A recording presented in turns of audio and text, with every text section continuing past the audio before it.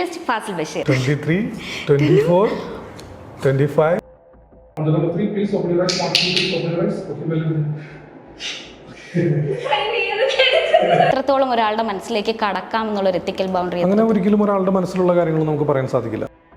ഇത്തരം വേദികളിൽ പോയിട്ട് ചെറിയ പെർഫോമൻസ് ഒക്കെ അവതരിപ്പിക്കുമ്പോൾ തന്നെ വലിയ എതിർപ്പായിരുന്നു ആ സമയത്ത്. കാരണം ഈ പുരോഹിതരിൽ നിന്നും ഒക്കെ ഇത് നമ്മൾക്ക് ചെയ്യാൻ പാടില്ലാത്തതാണ്, ഇതൊരിക്കലും നമ്മൾക്ക് അനുവദനീയമായ ഒരു കാര്യമല്ല. പക്ഷേ ഇന്ന് പുരോഹിതന്റെ വേഷത്തിൽ തന്നെ മെന്റലിസം ഇപ്പോൾ ഇൻസ്റ്റഗ്രാമിൽ നോക്കിയാൽ കാണാം, റീൽസും കാര്യങ്ങളൊക്കെ ആയിട്ട് മെന്റലിസം അവതരിപ്പിക്കുകയാണ്. സ്വാഭാവികമായിട്ടും പുറകിലുള്ള ആളുകളും വീഴും. കാരണം അവരുടെ മനസ്സിലുണ്ടാവുന്നത് അവർ വീണല്ലോ, അപ്പം ഞാൻ വീണില്ലെങ്കിൽ എനിക്കെന്തോ പ്രശ്നമുണ്ടല്ലോ എന്നുള്ളൊരു ധാരണ അവരെയും വീഴ്ത്തും. നമ്മളൊരു ചാനലിനെ സമീപിച്ച് കഴിഞ്ഞാൽ അവർക്ക് താല്പര്യമില്ല. അവർ പറയുന്നത് ഇതൊക്കെ പല പരസ്യക്കാരും ഒക്കെ ഇത്രയും അന്ധവിശ്വാസികളാണ്, വലിയ മുതലാളിമാരൊക്കെ. അപ്പോൾ അതുകൊണ്ട് നമ്മൾ അതിനെയൊക്കെ എതിരായിട്ട് ചെയ്താൽ പരസ്യങ്ങൾ കുറയും. എങ്ങനെയാണെന്നുള്ളത് ഒന്നുകിൽ ഞാൻ പറഞ്ഞു കൊടുക്കണം, അതല്ലെങ്കിൽ ഇത് അറിയാവുന്ന ആളുകൾ എക്സ്പ്ലെയിൻ ചെയ്യാതെ, അല്ലെങ്കിൽ എനിക്ക് ഇത് അവതരിപ്പിക്കുന്ന സമയത്ത് തെറ്റുപറ്റാതെ ഒരാൾക്കും അത് കണ്ടുപിടിക്കാൻ സാധിക്കില്ല. എല്ലാ മാജിക്കിൻ്റെ ട്രിക്കും അങ്ങനെ തന്നെയാണ് കേട്ടോ.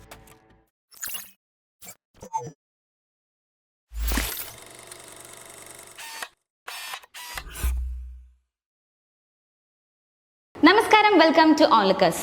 ഇന്ന് ഒരല്പം വെറൈറ്റിയാണ്. സിനിമാ കഥകളും സിനിമാ വിശേഷങ്ങളുമല്ല, മൈൻഡ് മാജിക്കും മെന്റലിസവുമാണ് നമ്മുടെ സബ്ജക്ട്. അതിനായി നമ്മുടെ കൂടെ ജോയിൻ ചെയ്യുന്നു മെന്റലിസ്റ്റ് ഫാസിൽ ബഷീർ. നമസ്കാരം. കുറച്ചു കാലം മുന്നേ വരെ ഈ മെന്റലിസം എന്ന് പറയുന്ന ഒരു സംഭവം എല്ലാവർക്കും ഭയങ്കര ഏലിയൻ ആയിരുന്നു, ആരും അധികം അവെയർ ആയിരുന്നില്ല. അപ്പോൾ ആ ഒരു സാഹചര്യത്തിൽ ഫാസിലിന് എങ്ങനെയാണ് മെന്റലിസം എന്ന് പറയുന്ന ഒരു ഐഡിയ, അല്ലെങ്കിൽ മെന്റലിസ്റ്റ് ആവണം എന്നൊരു ഐഡിയ വരുന്നത്? അന്ന് കരുതിയതുപോലെയാണോ മെന്റലിസം? ഇന്ന് ഈ എക്സ്പീരിയൻസ്ഡ് ആയിട്ട് നിൽക്കുന്ന സ്റ്റേജിൽ മെന്റലിസം എന്താണെന്നാണ് മനസ്സിലാക്കിയിരിക്കുന്നത്? അല്ല, ആക്ച്വലി ഞാൻ ബേസിക്കലി മജീഷ്യൻ ആയിരുന്നു. ഞാൻ 2003 മുതൽ ഞാൻ മജീഷ്യനാണ്, അതായത് ഹയർ സെക്കൻഡറി പഠിക്കുന്ന സമയം മുതൽ. അപ്പോൾ അന്ന് മെൻ്റലിസം എന്നുള്ളൊരു പേരോ അല്ലെങ്കിൽ മെൻ്റലിസ്റ്റ് എന്നുള്ള ടൈറ്റിലോ ആരെയും നമുക്ക് അന്നൊന്നും പരിചയമൊന്നുമില്ല. മജീഷ്യൻ എന്നുള്ള ടൈറ്റിലാണെന്ന് അറിയപ്പെടുന്നത്. ആക്ച്വലി ഞാൻ മെൻ്റലിസ്റ്റ് എന്നുള്ള ടൈറ്റിലേക്ക് ചേഞ്ച് ആയത് എനിക്ക് തോന്നുന്നു 2016 ശേഷമാണ്. കാരണം ആ സമയമൊക്കെ ആയപ്പോഴേക്കും ഈ മാജിക് എന്ന് പറയുന്ന ഒരു കലയുടെ ട്രിക്കുകൾ അല്ലെങ്കിൽ അതിൻ്റെ രഹസ്യം എന്താണെന്നുള്ളത് പബ്ലിക്കിന് മൊത്തം മനസ്സിലായി തുടങ്ങി. കാരണം വലിയ ഫേമസ് ആയിട്ടുള്ള ഇംഗ്ലീഷ് ചാനലുകളിലൊക്കെ അത് റിവീൽ ചെയ്തല്ലോ, എക്സ്പോസ് ചെയ്തു വലിയ വലിയ ഇലൂഷൻ്റെ ഒക്കെ. അപ്പോൾ ആളുകൾക്ക് അതിനു മുൻപ് വരെ നേരത്തെ പറഞ്ഞ രീതിയിൽ മാജിക് എന്ന് പറയുന്ന കല ഒരു ഏലിയനായിരുന്നു എന്ന് വേണമെങ്കിൽ പറയാം. കാരണം എന്താണെന്ന് അറിയില്ല, അല്ലേ? അത് കൺകെട്ടാണെന്ന് പറയുന്ന ആളുകളുണ്ട്, അല്ലെങ്കിൽ അത് ചാത്തൻ സേവയാണെന്ന് പറയുന്നവരുണ്ട്. അങ്ങനെ പല രീതിയിലൊക്കെയാണ് അന്ന് ആ ഒരു കാലത്ത് ഞാനൊക്കെ തുടങ്ങിയ സമയത്തൊക്കെ പറഞ്ഞിരുന്നത്. വലിയ എതിർപ്പൊക്കെ ആയിരുന്നു ആ സമയത്ത്. കാരണം ഇത് നമുക്ക് ചെയ്യാൻ പാടില്ലാത്തതാണ്, അങ്ങനെ ചെയ്യരുത് എന്നൊക്കെ പറഞ്ഞിട്ട്. പക്ഷേ പിന്നീട് വന്നു കഴിഞ്ഞപ്പോൾ ഇതിൻ്റെ ട്രിക്ക് എന്താണെന്നുള്ളത് കൃത്യമായിട്ട് ആളുകൾക്ക് മനസ്സിലായി, ചാനലിൽ അത് എക്സ്പോസ് ചെയ്ത സമയത്ത്. അപ്പോൾ ഈ ഒരു കലയ്ക്കുള്ള സാധ്യതകൾ വളരെയധികം കുറഞ്ഞു തുടങ്ങി. അങ്ങനെ കുറേ ആളുകളൊക്കെ മാജിക് എന്ന് പറയുന്ന ഫീൽഡ് തന്നെ ഉപേക്ഷിച്ച് പോയ കുറേ എൻ്റെ സുഹൃത്തുക്കൾ തന്നെയുണ്ട്, മജീഷ്യൻസ് ആയിട്ടുള്ള. അപ്പോൾ പിന്നീട് ഈ ഒരു കലയുടെ ഒരു എന്താ പറയുക, നമ്മൾ പുതിയ വേർഷനിൽ ഈ കല അതിജീവിച്ചതാണ് മെൻ്റലിസം എന്ന് പറയുന്ന ഒരു കലയായിട്ട്. അപ്പോൾ മാജിക്കിൻ്റെ ഏറ്റവും ലേറ്റസ്റ്റ് ആയിട്ടുള്ള ഒരു വേർഷനാണ് മെൻ്റലിസം എന്ന് പറയുന്നത്. അപ്പോൾ എന്നെ സംബന്ധിച്ചിടത്തോളം എനിക്ക് നേരത്തെ തന്നെ മാജിക് പഠിക്കുന്നതിന് മുൻപ് എനിക്ക് ഒരു ധാരണ ഉണ്ടായിരുന്നു. കാരണം മന്ത്രം ചൊല്ലി കഴിഞ്ഞതൊക്കെ നടക്കും. പ്രധാനമായിട്ടും എനിക്ക് ഈ ഒരു ഡൗ ആക്റ്റൊക്കെ എനിക്ക് ഭയങ്കര ഇഷ്ടമായിരുന്നു. അപ്പോൾ ഈ പ്രാവിനെ ശൂന്യതയിൽ നിന്ന് സൃഷ്ടിക്കാൻ സാധിക്കും എന്നുള്ള ചിന്തയൊക്കെയാണ് മാജിക് പഠിക്കാനൊക്കെ ഉള്ളൊരു കാരണമായത്. അതുപോലെ തന്നെ പഞ്ചസാര മിഠായി ആക്കുന്നതോ അങ്ങനെയുള്ള കാര്യങ്ങളൊക്കെ. പക്ഷെ മെൻ്റലിസം എന്ന് പറയുന്നത് നമുക്ക് മാജിക്കിൻ്റെ ബേസ് ഉള്ളത് കൊണ്ട് തന്നെ നമുക്കറിയാം അതെങ്ങനെയാണ് എന്നുള്ള ഒരു നല്ലൊരു ധാരണ ഉണ്ടായിരുന്നു എനിക്ക്. ആക്ച്വലി മെൻ്റലിസം മാജിക് ട്രിക്സ് തന്നെയാണോ? അങ്ങനൊരു പൂർണ്ണമായിട്ടും അങ്ങനെ പറയാൻ സാധിക്കില്ല. കാരണം എന്താണെന്ന് വെച്ച് കഴിഞ്ഞാൽ മാജിക് എന്ന് പറയുമ്പോൾ നമുക്ക് സപ്പോർട്ടിന് കുറേ ഉപകരണങ്ങളും കാര്യങ്ങളൊക്കെ ആവശ്യമാണ്. മാത്രമല്ല നമുക്കത് നല്ല രീതിയിൽ പ്രാക്ടീസ് ചെയ്ത് കഴിഞ്ഞാൽ നമുക്കറിയാം ഇത് 100% ഓഡിയൻസിൻ്റെ അടുത്ത് വിജയിപ്പിക്കാൻ സാധിക്കും എന്നുള്ളത്. നമുക്കിപ്പോൾ ഒരു മ്യൂസിക് ഇട്ടിട്ട് നമുക്കൊരു 2-2.5 മണിക്കൂർ ഷോ നമുക്ക് സംസാരിക്കാതെ തന്നെ പെർഫോം ചെയ്യാൻ പറ്റും മാജിക്കിൽ, മ്യൂസിക്കിൻ്റെ അകമ്പടിയോടുകൂടി മാത്രം. പക്ഷെ മെൻ്റലിസം അത് പറ്റില്ല. മെൻ്റലിസം എന്ന് വെച്ച് കഴിഞ്ഞാൽ ഇപ്പോൾ ഒരു 1000 ഓഡിയൻസിൻ്റെ മുൻപിലുണ്ടെങ്കിൽ അതിൽ നിന്ന് കുറഞ്ഞത് ഒരു 100-150 ആളുകളെങ്കിലും പാർട്ടിസിപ്പേറ്റ് ചെയ്തിട്ട് നമുക്ക് ഈ ഒരു 2-2.5 മണിക്കൂർ ഷോ മുമ്പോട്ട് കൊണ്ടുപോകാൻ സാധിക്കും. അപ്പം നമ്മൾ സംസാരിക്കണം. 2-2.5 മണിക്കൂർ ഷോയിൽ നമ്മൾ അത്രയും സമയം നമ്മൾ സംസാരിച്ചിട്ടാണ് മെൻ്റലിസം പെർഫോം ചെയ്യുന്നത്. അതിൽ തെറ്റാനുള്ള സാധ്യത വളരെ കൂടുതലായിട്ടുള്ള പല ആക്റ്റുകളും ഉണ്ട് അതിനകത്ത്. അപ്പോൾ അതുകൊണ്ട് മാജിക്കിൻ്റെ ഏറ്റവും ലേറ്റസ്റ്റ് വേർഷനാണെന്ന് വേണമെങ്കിൽ പറയാം. എൻ്റെ ഭാഷയിൽ ഞാൻ ട്രിക്സ്, സാധാരണക്കാർക്ക് മനസ്സിലാക്കാൻ ട്രിക്സ് എന്ന് തന്നെയാണ് പറയാറ്. ഇപ്പോൾ ഹിപ്നോട്ടിസം ആണെങ്കിൽ പോലും നമ്മളത് അവതരിപ്പിക്കുന്ന സമയത്ത് ഇപ്പോൾ സജസ്റ്റബിൾ ആയിട്ടുള്ള ആളുകളെ നമ്മൾ തിരഞ്ഞെടുക്കണം. അതിനകത്ത് അത് നമ്മൾ ഒരു മെൻ്റലിസ്റ്റ് അല്ലെങ്കിൽ ഒരു ഹിപ്നോട്ടിസ്റ്റ് നമ്മൾ കണ്ടെത്തണം. അതായത് ഓരോരുത്തരെ കണ്ടു കഴിയുമ്പോൾ ഇവരെ ഉപയോഗിച്ച് ഇത് ചെയ്താൽ ഇത് വിജയിക്കും എന്നുള്ള നമ്മുടെ ജഡ്ജ്മെൻ്റ് ഉണ്ട്. അത് പാളിക്കഴിഞ്ഞാൽ ഇപ്പോൾ ഒരു ഡിഫെൻസ് ചെയ്യാൻ വരുന്ന ഒരാളാണെന്നുണ്ടെങ്കിൽ ചിലപ്പോൾ നമുക്ക് വിജയിപ്പിക്കാൻ സാധിക്കില്ല മെൻ്റലിസം അല്ലെങ്കിൽ ഹിപ്നോട്ടിസം നമുക്ക് അവിടെ വിജയിപ്പിക്കാൻ സാധിക്കില്ല, അത് പരാജയപ്പെട്ടു പോകും.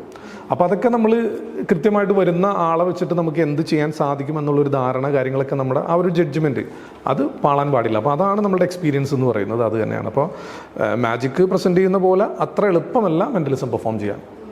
അപ്പോൾ ഈ ആളുകളെ സെലക്ട് ചെയ്യുമ്പോൾ ആദ്യമേ ഒരു മുൻ ധാരണ ഉണ്ടാവും ഇവരെ വെച്ച് ചെയ്താൽ വർക്ക് ആവും എന്നുള്ളത്? അങ്ങനെയല്ല, നമ്മൾ പല ബ്രെയിൻ ടെസ്റ്റുകളൊക്കെ നമ്മൾ കൊടുക്കും. ആർക്കും വന്ന് പാർട്ടിസിപ്പേറ്റ് ചെയ്യാൻ പറ്റുന്ന മെൻ്റലിസം എഫക്റ്റുകൾ ധാരാളം ഉണ്ട്.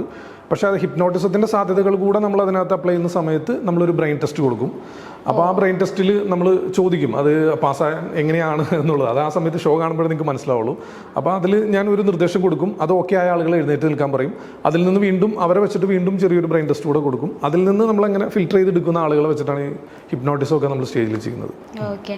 അപ്പോൾ ഈ മെൻ്റലിസം എന്ന് പറയുമ്പോൾ നമ്മളിപ്പോൾ ഓപ്പോസിറ്റ് നിൽക്കുന്ന ആളുടെ മൈൻഡ് റീഡ് ചെയ്യുക അല്ലെങ്കിൽ അങ്ങനത്തെ ഒരു പരിപാടിയാണല്ലോ. അപ്പോൾ ഇപ്പോൾ ഓപ്പോസിറ്റ് നിൽക്കുന്ന ആൾ ചിലപ്പം പുറത്ത് പറയാൻ ആഗ്രഹിക്കാത്ത രഹസ്യങ്ങളൊക്കെ ഉള്ളിൽ കാണും. അപ്പോൾ നിങ്ങൾക്കത് എത്രത്തോളം ആ ഒരു എത്തിക്കൽ ബൗണ്ടറി ഉണ്ട്, എത്രത്തോളം ഒരാളുടെ മനസ്സിലേക്ക് കടക്കാം എന്നുള്ളൊരു എത്തിക്കൽ ബൗണ്ടറി? അങ്ങനെ ഒരിക്കലും ഒരാളുടെ മനസ്സിലുള്ള കാര്യങ്ങൾ നമുക്ക് പറയാൻ സാധിക്കില്ല. പറ്റില്ല.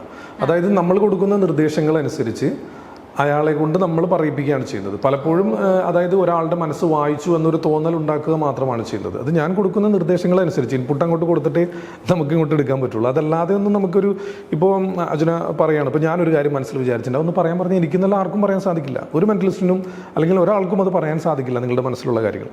പിന്നെ നമ്മൾക്കൊരു ബോഡി ലാംഗ്വേജും കാര്യങ്ങളും നമ്മൾ അയാളായിട്ട് സംസാരിക്കുന്ന കാര്യങ്ങളൊക്കെ വെച്ചിട്ട് നമുക്ക് അയാളുടെ ഒരു ക്യാരക്ടർ എന്താണ് അല്ലെങ്കിൽ എങ്ങനെയുള്ള ഒരാളാണ് അല്ലെങ്കിൽ അങ്ങനെയുള്ള കുറേ കാര്യങ്ങൾ നമുക്ക് അതും ഒരു സയൻസ് ആണെന്ന് പറയാനും സാധിക്കില്ല. കാരണം 100% എല്ലാവരിലും ഇതൊന്നും നമുക്ക് അപ്ലൈ ചെയ്യാൻ പറ്റുന്നില്ല. ഒരു 90% വേണമെങ്കിൽ നമുക്ക് പറയാം. അത് നമ്മളുടെ എക്സ്പീരിയൻസ് ആണ്. നമ്മൾ പലതരത്തിലുള്ള ആളുകളെ കണ്ട് അവരുടെ ഒബ്സർവ് ചെയ്ത് അങ്ങനെ എടുക്കുന്നൊരു സ്കില്ലാണത്.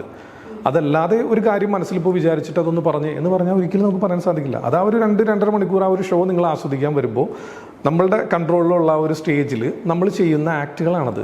അതിൻ്റെ ഫൈനൽ എന്ന് പറയുന്നത് നിങ്ങളുടെ മനസ്സ് ഞാൻ വായിച്ചു എന്നുള്ളൊരു തോന്നലായിരിക്കും. അത്രയേ ഉള്ളൂ. ഈ മെന്റലിസം ആക്ച്വലി സൈക്കോളജി ആയിട്ട് കണക്ട് ചെയ്തിട്ടുള്ളതാണോ? അതിന് ആവശ്യമൊന്നുമില്ല. മെന്റലിസത്തിന് അങ്ങനത്തെ ഇതൊന്നുമില്ല. ഇല്ല. സൈക്കോളജിയും ആയിട്ട് അങ്ങനെ വേണമെങ്കിൽ ഞാൻ ഈ പറഞ്ഞ രീതിയിൽ ഒരാളെ നമ്മൾ ഒബ്സർവ് ചെയ്തിട്ട് വേണമെങ്കിൽ അയാൾക്ക് കൊടുക്കാൻ പറ്റുന്ന ഒരു കാര്യം നമുക്ക് കൊടുക്കാം, ഒരു എഫക്റ്റ് നമുക്ക് അയാളെ കൊണ്ട് ചെയ്യിപ്പിക്കാം. അതല്ലാതെ 100% സൈക്കോളജി പഠിച്ചിട്ടാണ് ഇത് ചെയ്യാൻ അങ്ങനെയൊന്നുമില്ല. ഒരു മജീഷ്യന് മെന്റലിസ്റ്റ് ആവാം, എളുപ്പമാണ്. മാജിക്കിൻ്റെ ബേസ് ഉള്ള ഒരാളെ സംബന്ധിച്ചിടത്തോളം കുറച്ച് നന്നായിട്ട് സംസാരിക്കാനുള്ള സ്കില്ലുണ്ടെങ്കിൽ അല്ലെങ്കിൽ കുറച്ച് പരിശീലിക്കാനായിട്ട് കഠിനമായി പരിശീലിക്കാൻ തയ്യാറാണെങ്കിൽ തീർച്ചയായിട്ടും അയാൾക്ക് മെന്റലിസ്റ്റ് ആവാൻ പറ്റും. മാജിക്കിൻ്റെ ബേസ് ഉള്ളതാണ് നല്ലത് എപ്പോഴും. അല്ലാതെ നമ്മൾ ഒറ്റയടിക്ക് പെട്ടെന്ന് വന്നിട്ട് എനിക്ക് മെന്റലിസം പഠിക്കണം എന്ന് പറഞ്ഞ് വരുന്ന ആളുകളുണ്ട്. പക്ഷെ അവർക്ക് നിരാശയായിരിക്കും ഫലം. ചിലപ്പോൾ ഇത് അറിഞ്ഞു കഴിഞ്ഞ് കഴിയുമ്പോൾ നമ്മളെ സംബന്ധിച്ചിടത്തോളം ഇപ്പോൾ ഒരു പാട്ടുകാരനെ സംബന്ധിച്ചിടത്തോളം ഇപ്പോൾ ഒരു സംഗീതം പഠിച്ചു കഴിഞ്ഞാൽ അവന് വീണ്ടും വീണ്ടും അത് ആസ്വദിക്കാൻ പറ്റും. ആ ഒരു സംഗീതം ആസ്വദിക്കാൻ പറ്റും. മറ്റൊരാൾ പാടുന്ന കേട്ടാലോ അല്ലെങ്കിൽ സ്വന്തം പാടുമ്പോഴൊക്കെ അത് ആസ്വദിക്കാൻ പറ്റും. ഏതൊരു കലയും അങ്ങനെ തന്നെയാണ്. പക്ഷേ ഈ ഒരു മാജിക് മെന്റലിസം എന്ന് പറയുന്ന കല നമ്മൾ പഠിച്ചു കഴിഞ്ഞാൽ പിന്നെ ഒരിക്കലും നമുക്കത് ആസ്വദിക്കാൻ സാധിക്കില്ല. നമ്മൾക്ക് ബുദ്ധിമുട്ടാണ്, നമ്മൾക്ക് അത്ഭുതമില്ല. ഒരിക്കലും എനിക്ക് അത്ഭുതപ്പെടാൻ സാധിക്കില്ല. അല്ലെങ്കിൽ ഒരു മെന്റലിസ്റ്റിനോ മജീഷ്യനോ അവൻ കാണിക്കുന്ന ഒരു പ്രകടനത്തിൽ അവൻ ഒരിക്കലും അത്ഭുതപ്പെടാൻ സാധിക്കില്ല.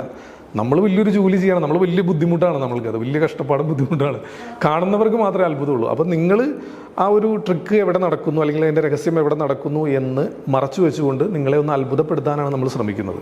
അപ്പം നമുക്കത് ആസ്വദിക്കാൻ സാധിക്കില്ല, നിങ്ങൾക്കേ ആസ്വദിക്കാൻ സാധിക്കും.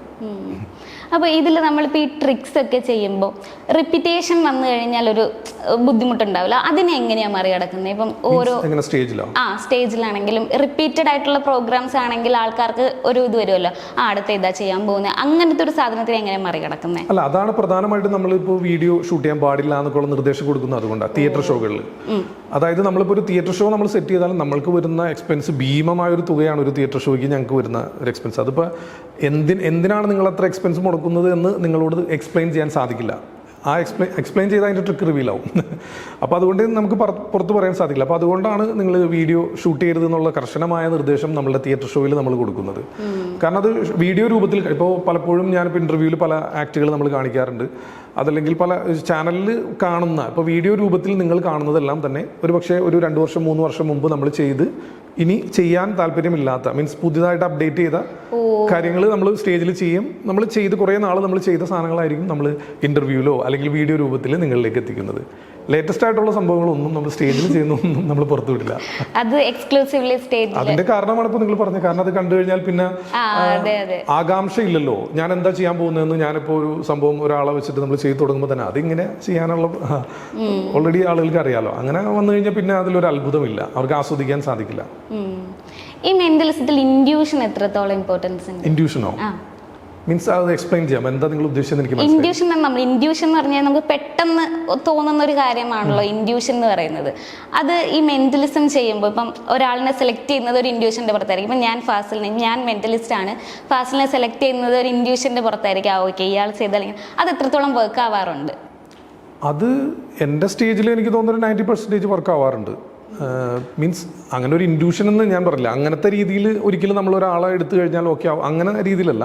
നമ്മളിപ്പോൾ റാൻഡം പലപ്പോഴും നമ്മൾ സ്റ്റേജിലേക്ക് ഓഡിയൻസിലേക്ക് ഇറങ്ങി ചെന്നിട്ട് ഓക്കെ ഇയാൾ വരൂ എന്ന് പറഞ്ഞു കഴിഞ്ഞാൽ ഓക്കെ എൻ്റെ ഇൻഡ്യൂഷൻ ആയിരിക്കാം അയാൾ ഓക്കെ ആയിരിക്കും, ഇത് സക്സസ് ആവും. പക്ഷെ അങ്ങനെ ഒരാളെ മാത്രം ഞാൻ ഫോക്കസ് ചെയ്ത് സെലക്ട് ചെയ്താൽ ബാക്കിയുള്ള ഓഡിയൻസ് പറയും അത് അവർ തമ്മിലുള്ള ഒത്തുകളിയാണ്.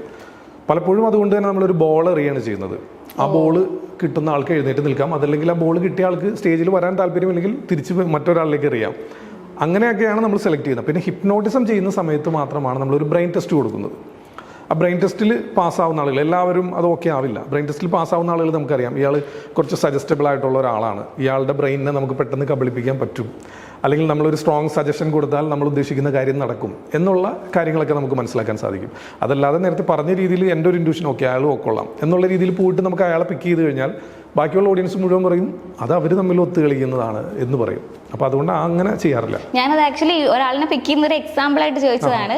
ബട്ട് ഈ ഇൻഡ്യൂഷൻ എന്ന് പറയുന്നത് പിന്നെ ഈ പറഞ്ഞ പോലെ നമ്മൾ ഈ ബ്രെയിൻ ടെസ്റ്റിൽ പാസ്സായി വരുന്ന ആളുകൾ അവർ നമുക്ക് എന്തൊക്കെ കൊടുക്കണം എന്നുള്ള കാര്യങ്ങളൊക്കെ നമ്മളുടെ ജഡ്ജ്മെന്റ് പാളിപ്പോരുത്. അത് കറക്റ്റായിട്ട് നമുക്ക് ചെയ്യാൻ പറ്റാറുണ്ട് പലപ്പോഴും.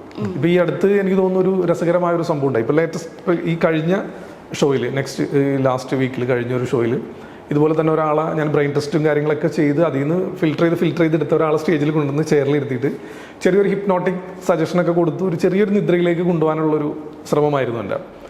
ഞാൻ കൃത്യമായിട്ട് സജഷൻ കൊടുക്കുന്നുണ്ട്. ബട്ട് ആ ഒരു സ്ലീപ്പിലേക്ക് എത്തുന്ന ഒരു ഘട്ടത്തിൽ എത്തുന്ന സമയത്ത് ഇവർ ചിരിക്കുകയാണ്. ഞാനാകെ ബട്ട് എൻ്റെ ഷോ എന്ന് വെച്ച് കഴിഞ്ഞാൽ ഞാൻ പറയാറുണ്ട് ഇത് സ്ക്രിപ്റ്റ് ഇല്ലാത്ത ഷോയാണ്, ഇതിൽ നമ്മൾ എന്തും പറയും. അതുകൊണ്ട് ഓഡിയൻസിന് എൻ്റെ തുടക്കം മുതലേ എൻ്റെ ഒരു പാറ്റേൺ അങ്ങനെ ആയതുകൊണ്ട് ആളുകൾക്ക് പ്രോബ്ലം ഇല്ല. അതല്ലാതെ വലിയ ബലം പിടിച്ച് വലിയ സംഭവമാണ് എന്നൊക്കെയുള്ള രീതിയിൽ അവതരിപ്പിക്കുകയാണെങ്കിൽ നമ്മൾ ആകെ അവിടെ ചമ്മിപ്പോവും. ബട്ട് അങ്ങനത്തെ ഒരു ഷോ ആയതുകൊണ്ട് ഞാനത് ഫണ്ണിയാക്കി. പക്ഷേ ആക്ച്വലി എന്താ സംഭവം എന്ന് വെച്ചാൽ ഇവരുടെ ഫോൺ മറ്റേ വൈബ്രേഷൻ മോഡിൽ ഇട്ടിട്ട് പോക്കറ്റിലുണ്ടായിരുന്നു. അത് റിങ് ചെയ്തുകൊണ്ടിരിക്കുകയാണ്. ഇവർക്ക് ഞാൻ പറയുന്ന കാര്യങ്ങളൊന്നും ശ്രദ്ധിക്കാൻ പറ്റുന്നില്ല. അപ്പോൾ അവസാനം അവർ തന്നെ പറഞ്ഞു എൻ്റെ ഫോൺ റിങ് ചെയ്യുന്നതുകൊണ്ട് പറ്റിപ്പോയതാണ് എന്ന് പറഞ്ഞിട്ട് വീണ്ടും അവർ ഫോൺ തന്നു. ബട്ട് അപ്പോഴേക്കും ഞാൻ കുറേ സജഷൻസ് ഒക്കെ കൊടുത്തു, ആളുകളൊക്കെ അത് കേട്ടിരിക്കുകയാണ്. പിന്നെ ഞാൻ വീണ്ടും അവരെ വെച്ചിട്ട് ചെയ്ത് കഴിഞ്ഞാൽ വീണ്ടും അത് ബോറാവും. അങ്ങനെ റിപ്പീറ്റ് ആദ്യം പോലെ ഒന്നും കൂടെ തുടങ്ങേണ്ടി വരും. പിന്നെ അപ്പോൾ ഞാൻ എന്തെന്ന് വെച്ച് കഴിഞ്ഞാൽ അവർക്ക് മറ്റൊരു എഫക്റ്റ് കൊടുത്തു. അവരെ വെച്ചിട്ട് വേറൊരു ആക്ട് ചെയ്തിട്ട് അവരെ വിട്ടിട്ട് അടുത്ത ആൾ ഉപയോഗിച്ച് സംഭവം ചെയ്തു. അപ്പൊ ഈ ഇതുപോലെ നമുക്കിപ്പോ ഓപ്പോസിറ്റ് നിൽക്കുന്നയാള് കംപ്ലീറ്റ് ആയിട്ട് നമുക്ക് വിട്ടു തന്നാലാണല്ലോ ചെയ്യാൻ പറ്റുള്ളൂ. അങ്ങനെ വരാത്ത സിറ്റുവേഷൻസ് ഒക്കെ ഒരുപാട് വന്നിട്ടുണ്ടോ? നമ്മൾ ആദ്യം ഷോ തുടങ്ങുന്നതിന് മുമ്പ് തന്നെ നമ്മൾ കൃത്യമായിട്ട് പറയുമല്ലോ അവരുടെ അടുത്ത് ഇതൊരു എന്റർടൈൻമെന്റ് ആണ്, നിങ്ങളെ കുറച്ച് സമയത്തേക്ക് ഒന്ന് എന്റർടൈൻ ചെയ്യിക്കാൻ വേണ്ടി മാത്രം നമ്മൾ വേദിയിൽ അവതരിപ്പിക്കുന്നതാണ്, അതല്ലാതെ വേറെ അവകാശവാദങ്ങളൊന്നുമില്ല. എൻ്റെ ഷോയുടെ ടൈറ്റിൽ തന്നെ ട്രിക്സ് മാനിയ എന്നാണ്, ഇത് കംപ്ലീറ്റ് ട്രിക്സ് ആണ് എന്ന് പറഞ്ഞ് അത് എസ്റ്റാബ്ലിഷ് ചെയ്തിട്ട് തന്നെയാണ് നമ്മൾ വേദിയിൽ അവതരിപ്പിക്കുന്നത്. അതുകൊണ്ട് ഇന്ന് വരെ ഞാനിപ്പോൾ 2016 മുതൽ മെന്റലിസം ഷോ ചെയ്തു വരുന്നു. ഇന്ന് വരെ അങ്ങനെ ആരും അങ്ങനെ ഒരു ബുദ്ധിമുട്ട് ഉണ്ടാക്കുന്ന രീതിയിലുള്ള പ്രവർത്തനം അങ്ങനെ ആരിൽ നിന്നും അങ്ങനെ പറയത്തക്ക കാര്യങ്ങളൊന്നും ഉണ്ടായിട്ടില്ല. പിന്നെ ചില ആളുകൾ ശ്രദ്ധിക്കാതെ വരുന്ന ചില ആളുകൾ, പലരും പല സ്വഭാവക്കാരുള്ളൂ. സ്റ്റേജിലേക്ക് കയറി വരുന്ന ആളുകൾ ചിലപ്പോൾ നമ്മൾ പറയുന്ന കാര്യങ്ങൾ ശ്രദ്ധിക്കാതെ അങ്ങനെ ചെറിയ അബദ്ധങ്ങളൊക്കെ അങ്ങനെ സംഭവിക്കുന്ന രീതിയിൽ, അതല്ലാതെ വേറെ ഒന്നുമില്ല. ഇതിൽ ഏറ്റവും ഫാസിനേറ്റഡ് ആയിട്ട് തോന്നിയിട്ടുള്ള ഒരു കാര്യം എന്താ ഫാസിൽ? എങ്ങനെ ഈ മെന്റലിസത്തിലാണോ സ്റ്റേജ് പെർഫോമൻസിലാണോ? പെർഫോമൻസ് മൊത്തത്തിൽ ഇപ്പം മെന്റലിസ്റ്റ് ആയതിൽ ഏറ്റവും ഒരു ഫാസിനേറ്റിംഗ് ഭയങ്കര ഒരു അല്ല അതിൽ ശരിക്കും പറഞ്ഞു കഴിഞ്ഞാൽ ഒരു ദുഃഖമാണ്. കാരണം എന്താണെന്ന് വെച്ച് കഴിഞ്ഞാൽ അതുകൊണ്ടല്ല, മറ്റുള്ള കലാകാരന്മാരെ പോലെയല്ല. അപ്പൊ മെന്റലിസ്റ്റ് എന്ന് പറഞ്ഞാൽ ആളുകൾക്ക് അടുത്തേക്ക് വരാനും കൂടുതലും സ്ത്രീകൾക്കാണ്. ലേഡീസ് ആരും അങ്ങനെ വരാനോ പരിചയപ്പെടാനോ മടിക്കാറാണ് പതിവ്. കാരണം ഇനി എൻ്റെ ഉള്ളിലുള്ളതെല്ലാം പറഞ്ഞാലോ എന്നുള്ള ഭയമായിരിക്കാം. അപ്പൊ അങ്ങനെ ഒരു ഇത് നമ്മളിപ്പോ പബ്ലിക്കിൽ പോകുമ്പോൾ ചില ആളുകൾ ഇങ്ങനെയൊക്കെ മറിഞ്ഞൊക്കെ പോകുക, മുഖത്തേക്ക് നോക്കുന്നില്ല, ഇനി എൻ്റെ ഉള്ളിലുള്ളതൊക്കെ പറയാം, അങ്ങനെയൊക്കെ കോമഡി ആയിട്ടൊക്കെ പറഞ്ഞൊക്കെ പോകാറുണ്ട്. പക്ഷെ എന്നെ സംബന്ധിച്ച് രസകരമായിട്ട് തോന്നാറുണ്ട്. എങ്കിൽ പോലും ഈ പറഞ്ഞ പോലെ പലർക്കും ഇപ്പോഴും ആ ഒരു കൃത്യമായിട്ടുള്ള അവയർനെസ് കിട്ടിയിട്ടില്ല എന്ന് തോന്നുന്നു. മെന്റലിസ്റ്റ് എന്ന് വെച്ച് കഴിഞ്ഞാൽ എൻ്റെ ഉള്ളിലുള്ളതെല്ലാം അയാൾ പറയും എന്നൊരു ധാരണയാണ് പലർക്കും. മെന്റലിസം എന്ന് പറയുന്നത് ഒരു ആർട്ടാണ്, മെന്റലിസ്റ്റ് എന്ന് പറയുന്നത് ഒരു കലാകാരനാണ്. അത് ഇനിയെങ്കിലും ആളുകളൊന്ന് തിരിച്ചറിഞ്ഞാൽ നന്നായിരിക്കും. അതാ ഞാൻ പറഞ്ഞ അത് ആളുകൾക്ക് ഇപ്പോഴും എനിക്ക് തോന്നുന്നു അവെയർ അല്ലാത്ത ഒരുപാട് ആളുകളുണ്ട്. മെന്റലിസം ചാത്തൻ സേവയാണെന്ന് പറയുന്ന ആളുകളുണ്ട്. എനിക്ക് തോന്നുന്നു പല മെന്റലിസ്റ്റിന്റെയും ഈ കമന്റ് ബോക്സിൽ കാണുന്നത് ഇത് ചാത്തൻ സേവയാ, ഇത് വേറൊന്നും അല്ല. അത് ഒരുപക്ഷെ കോമഡിക്ക് വേണ്ടി പലരും അങ്ങനെ എഴുതാറുണ്ട്. കാരണം അവർക്ക് അതിന്റെ ഉത്തരം കിട്ടുന്നില്ല. അപ്പൊ ആ അവസരത്തിൽ വെറുതെ ഒന്ന് തമാശക്കും പല ആളുകളും അങ്ങനെ എഴുതി വിടാറുണ്ട്. ഓക്കെ, അപ്പോൾ ഈ പറഞ്ഞ പോലെ ഒരു കൂട്ടരുണ്ട്, ഒരു സെറ്റ് ഓഫ് പീപ്പിൾ ഇപ്പോഴും ഇത് അങ്ങനെയാണ്, ഇത് ക്യാമറയുടെ ബാക്കിൽ പറഞ്ഞിട്ട് സ്ക്രിപ്റ്റഡ് ആണ് ഇങ്ങനെ പറയുന്നവരുണ്ട്. അവരെങ്ങനെയാണ് ഡീൽ ചെയ്തത്? എൻ്റെ അടുത്ത് പക്ഷേ ഇന്നുവരെ അങ്ങനെ ആരും അങ്ങനെ പറഞ്ഞതായിട്ടില്ല. കാരണം ഞാൻ പറഞ്ഞില്ലേ, ഞാൻ ട്രിക്സ് ആണെന്ന് എസ്റ്റാബ്ലിഷ് ചെയ്തുകൊണ്ട് ഷോ ചെയ്യുന്നത് കൊണ്ട് ഞാനിപ്പോൾ ക്യാമറയിൽ ഇപ്പോൾ ഇൻ്റർവ്യൂവിലാണെങ്കിൽ പോലും ഞാൻ പ്രസൻറ്റ് ചെയ്യുന്ന എന്ത് ആക്ട് ആണെങ്കിലും അത് ലൈവായിട്ട് സ്റ്റേജിൽ ചെയ്തിട്ടുള്ളത് തന്നെ ആയിരിക്കും. അതല്ലെങ്കിൽ ഇനിയിപ്പോൾ സ്റ്റേജിൽ ഞാൻ ഇപ്പോൾ ആരെങ്കിലും വന്നിട്ട് അന്ന് ക്യാമറയ്ക്ക് മുമ്പിൽ അവതരിപ്പിച്ച് ഒന്ന് ചെയ്ത് കാണിക്കാൻ പറഞ്ഞാൽ എനിക്ക് ചെയ്യാൻ സാധിക്കുന്നത് തന്നെ ആയിരിക്കും അത്. അതല്ലാതെ ഉള്ള കാര്യങ്ങളൊന്നും നമ്മൾ ഇന്നുവരെ ചെയ്തിട്ടില്ല. ഞാൻ കൃത്യമായിട്ടുള്ള അതിൻ്റെ ആ ഒരു എന്താ പറയുക, ഇത് ഫോളോ ചെയ്തുകൊണ്ട് തന്നെയാണ് നമ്മൾ ചെയ്യുന്നത്. അപ്പം ഓക്കെ, ഈ മെന്റലിസം തുടങ്ങിയതിന് ശേഷം ചെയ്തിട്ട് ഏറ്റവും അധികം ഒരു സാറ്റിസ്ഫാക്ഷൻ കിട്ടിയൊരു ട്രിക്കോ അല്ലെങ്കിൽ എന്തായിരിക്കും ഒരു സിറ്റുവേഷൻ എന്തായിരിക്കും? ഓപ്പോസിറ്റ് ഒരാളിനെ അത്രയധികം ഫാസിനേറ്റ് ചെയ്യിപ്പിച്ചിട്ട് അവർ ഹാപ്പി ആവുന്ന കണ്ടിട്ടോ? അത് പെട്ടെന്ന് പറയുകയാണെന്നുണ്ടെങ്കിൽ ദുബായിൽ വെച്ചിട്ട് ഒരു 4 വർഷം മുമ്പാണ് തോന്നുന്നു, ദുബായിൽ ഒരു ഷോ ചെയ്യുന്ന സമയത്ത് ഗസ്റ്റായിട്ട് വന്നത് ഋഷിരാജ് സിംഗ് സാറായിരുന്നു, DGP. അദ്ദേഹം അന്ന് റിട്ടയർഡ് ആയിട്ടുള്ളൂ ഒന്നും. അപ്പോൾ അദ്ദേഹം ആണ് അന്ന് ഗസ്റ്റായിട്ട് ഉണ്ടായിരുന്നത്. അപ്പോൾ എൻ്റെ അടുത്ത് അവിടുത്തെ സംഘാടകർ ചോദിച്ചിരുന്നു അദ്ദേഹത്തെ ഉൾപ്പെടുത്തിയിട്ട് എന്തെങ്കിലും ഒരു പ്രോഗ്രാം. അപ്പോൾ അന്ന് നമ്മൾ ചാനലിലൊക്കെ അദ്ദേഹത്തെ ഭയങ്കര ഭീകരമായ ഒരു മനുഷ്യൻ എന്നുള്ള രീതിയിൽ നമ്മൾ കാണുന്ന ആളാണല്ലോ. പലർക്കും അന്ന് അദ്ദേഹത്തെ വന്നിട്ട് തന്നെ പോയി സംസാരിക്കാനും ഒക്കെ ഭയമാണ്. അദ്ദേഹത്തിൻ്റെ അടുത്ത് എല്ലാവരും ഒരു വളരെയധികം ഭയഭക്തി ബഹുമാനത്തോടു കൂടി നിന്നിട്ടൊക്കെയാണ് ആളുകൾ സംസാരിക്കുന്നത് തന്നെ. അപ്പോൾ അദ്ദേഹം സ്റ്റേജിൽ ഒന്ന് സംസാരിച്ചു. അങ്ങനെ ഓഡിയൻസിൻ്റെ ഇടയിൽ പോയിട്ട് അദ്ദേഹം ഒരു 10 മിനിറ്റ് മാത്രമാണ് അദ്ദേഹം ഇരിക്കുള്ളൂ എന്ന് നേരത്തെ തന്നെ പറഞ്ഞിട്ടുണ്ടായിരുന്നു. അപ്പോൾ ആ ഒരു 10 മിനിറ്റിൽ എന്തെങ്കിലും ഒന്ന് ചെയ്യാൻ സാധിക്കുമോ എന്നെ അടുത്ത് ചോദിച്ചു. അങ്ങനെ അദ്ദേഹത്തിൻ്റെ കഴിഞ്ഞ അടുത്ത ഷോ എൻ്റെയാണ്. അങ്ങനെ ഞാൻ കയറി. വേറെ കുറേ ആർട്ടിസ്റ്റുകളൊക്കെ ഉണ്ട്. അപ്പോൾ ഞാൻ എൻ്റെ ഒരു സെഗ്മെൻറ്റ് ഞാൻ കയറിയിട്ട് ഞാൻ അദ്ദേഹത്തെ ഉപയോഗിച്ചിട്ടൊരു മെൻ്റലിസം പെർഫോമൻസ് അവതരിപ്പിച്ചു. ബട്ട് ആ ഒരു ഷോ തീർന്ന അദ്ദേഹം വളരെയധികം വണ്ടറായിട്ടു. അദ്ദേഹം ഭയങ്കരമായിട്ട് അദ്ദേഹം ആസ്വദിച്ചു, സപ്പോർട്ടും ചെയ്തു. അദ്ദേഹം നല്ല രീതിയിൽ നന്നായിട്ട് എനിക്കത് വിജയിപ്പിക്കാൻ സാധിച്ചു. അതിനുശേഷം അവിടെ വെച്ചിട്ട് തന്നെ അദ്ദേഹം പറഞ്ഞു, നാളെ എന്തായാലും നമുക്കൊന്ന് മീറ്റ് ചെയ്യണം. അപ്പോൾ ഞാൻ താമസിക്കുന്ന ഇന്ന ഹോട്ടലിലാണെന്ന് പറഞ്ഞു. അപ്പോൾ ഞാൻ പറഞ്ഞു ഞാനും ആ ഹോട്ടലിൽ തന്നെയാണ്. ഇതെല്ലാം ഈ സ്റ്റേജിൽ തന്നെ നടക്കുന്ന സംഭവമാണ്. അപ്പോൾ ഓക്കെ, അങ്ങനെയാണ് ബ്രേക്ക്ഫാസ്റ്റ് കഴിക്കാൻ വരുമ്പോൾ എനിക്കൊന്ന് കാണണം നേരിട്ട് എന്ന് പറഞ്ഞു. അങ്ങനെ അദ്ദേഹം ആ സ്റ്റേജിൽ നിന്ന് പോയതിനു ശേഷവും അദ്ദേഹം എൻ്റെ ഷോ ഫുള്ള് കംപ്ലീറ്റ് തീരുന്നത് വരെ അദ്ദേഹം അവിടെ തന്നെ ഇരുന്നു. അപ്പോഴൊക്കെ ഞാനിങ്ങനെ ഓരോ പെർഫോമൻസിലും ഞാനിങ്ങനെ നോക്കുന്നുണ്ട് അദ്ദേഹത്തെ. അപ്പോൾ അദ്ദേഹം ആസ്വദിക്കുന്നു, ചിരിക്കുന്നു, കൈയടിക്കുന്നു. ഭീകരമായ സപ്പോർട്ടാണ്. അത് വലിയൊരു ബന്ധമായി ഞങ്ങൾ തമ്മിൽ, വലിയൊരു ഫ്രണ്ട്ഷിപ്പിന് കാരണമായത്. പിറ്റേ ദിവസം രാവിലെ ഈ പറഞ്ഞ രീതിയിൽ തന്നെ ബ്രേക്ക്ഫാസ്റ്റ് കഴിക്കാൻ പോയപ്പോൾ അദ്ദേഹത്തിന് വീണ്ടും കുറച്ച് കാര്യങ്ങൾ അറിയണം. അങ്ങനെ അതിൻ്റെ ഡൗട്ട്സ് അദ്ദേഹം ചോദിച്ചു. വീണ്ടും ഞാൻ അവിടെ വെച്ച് 1-2 മെൻ്റലിസം എഫക്റ്റുകൾ ചെയ്തു. പിന്നീട് ഒരുപാട് വേദികൾ, എനിക്ക് തോന്നുന്നു ഇപ്പോൾ ഒരു 10, 20, 25 വേദികളിൽ ഞങ്ങളിപ്പോൾ ഒരുമിച്ച്, അദ്ദേഹം ഗസ്റ്റായിട്ട് വരുന്ന വേദിയിൽ എൻ്റെ വേദികളിലും ഒക്കെ അങ്ങനെ ഞങ്ങളിപ്പോൾ ഒരുമിച്ച് പെർഫോം ചെയ്തിട്ടുണ്ട്. അപ്പോൾ പലപ്പോഴും മാത്രമല്ല, ഇപ്പോൾ ഈ അടുത്ത് മറ്റൊരു ചാനലിൻ്റെ ഒരു ഇൻ്റർവ്യൂവിലും ഒരു വിഷു സ്പെഷ്യൽ പ്രോഗ്രാമിലും അദ്ദേഹമായിട്ട് അദ്ദേഹത്തിൻ്റെ വീട്ടിൽ പോയിട്ട് അദ്ദേഹത്തോട് ഒരു മെൻ്റലിസം ചെയ്യുന്നത് തന്നെയായിരുന്നു നമ്മൾ ഷൂട്ട് ചെയ്തത്. അപ്പോൾ ആ ഒരു ബന്ധം എനിക്ക് എന്താ പറയുക, ഞാൻ വളരെയധികം ഈ പറഞ്ഞ പോലെ ഭയത്തോടും റെസ്പെക്റ്റോടും കൂടി കണ്ടിരുന്ന ഒരു വ്യക്തിയായിരുന്നു. അദ്ദേഹം ഇന്നിപ്പോൾ മിക്കവാറും ഞങ്ങൾ തമ്മിൽ ഫോണിൽ വിളിക്കുകയും മെസ്സേജ് അയക്കുകയൊക്കെ ചെയ്യുന്ന രീതിയിൽ വലിയൊരു ബന്ധം സ്ഥാപിക്കാനായിട്ട് സാധിച്ചു. അത് പെട്ടെന്ന് മറക്കാൻ പറ്റാത്തൊരു സംഭവമാണ്. അത് ഈ ഒരു കല കൊണ്ട് നേടിയതാണ്. അതല്ലാതെ ഇപ്പോൾ ഞാൻ ചെന്നിട്ട് പറഞ്ഞ ഒരു പക്ഷേ അത്തരം ഒരു ബന്ധം ഉണ്ടാകാൻ സാധിച്ചെന്ന് വരില്ല. ഈ മെന്റലിസം ആക്ച്വലി എല്ലാവർക്കും ഈസി ആയിട്ട് പഠിക്കാൻ പറ്റുന്ന ഒരു സബ്ജക്റ്റ് ആണോ? ഇല്ല, അതങ്ങനെ എളുപ്പമല്ല എന്ന് വെച്ചാൽ ഞാൻ പറഞ്ഞില്ലേ, നമ്മൾക്ക് ഇത് അറിഞ്ഞു കഴിയുമ്പോൾ പലരുടെയും ധാരണ മറ്റെന്തൊക്കെയോ സംഭവമാണ് എന്നുള്ളതായിരിക്കും. ബട്ട് കല അറിഞ്ഞു കഴിഞ്ഞ് കഴിയുമ്പോൾ അതിൽ കഷ്ടപ്പാടാണ്. നമ്മളൊരു സിമ്പിളായിട്ടുള്ള ഒരു എഫക്റ്റ് ചെയ്യണമെങ്കിൽ പോലും ഒരുപാട് ബുദ്ധിമുട്ടുണ്ട് അതിൻ്റെ പുറകിൽ. അപ്പോൾ അത് മനസ്സിലാക്കിയിട്ട് ചെയ്യാന്ന് വെച്ച് കഴിഞ്ഞാൽ അത് എല്ലാവരെയും കൊണ്ടും അത് സാധിക്കില്ല.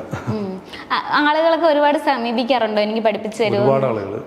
ഒരുപാട് ആളുകൾ വരാറുണ്ട്.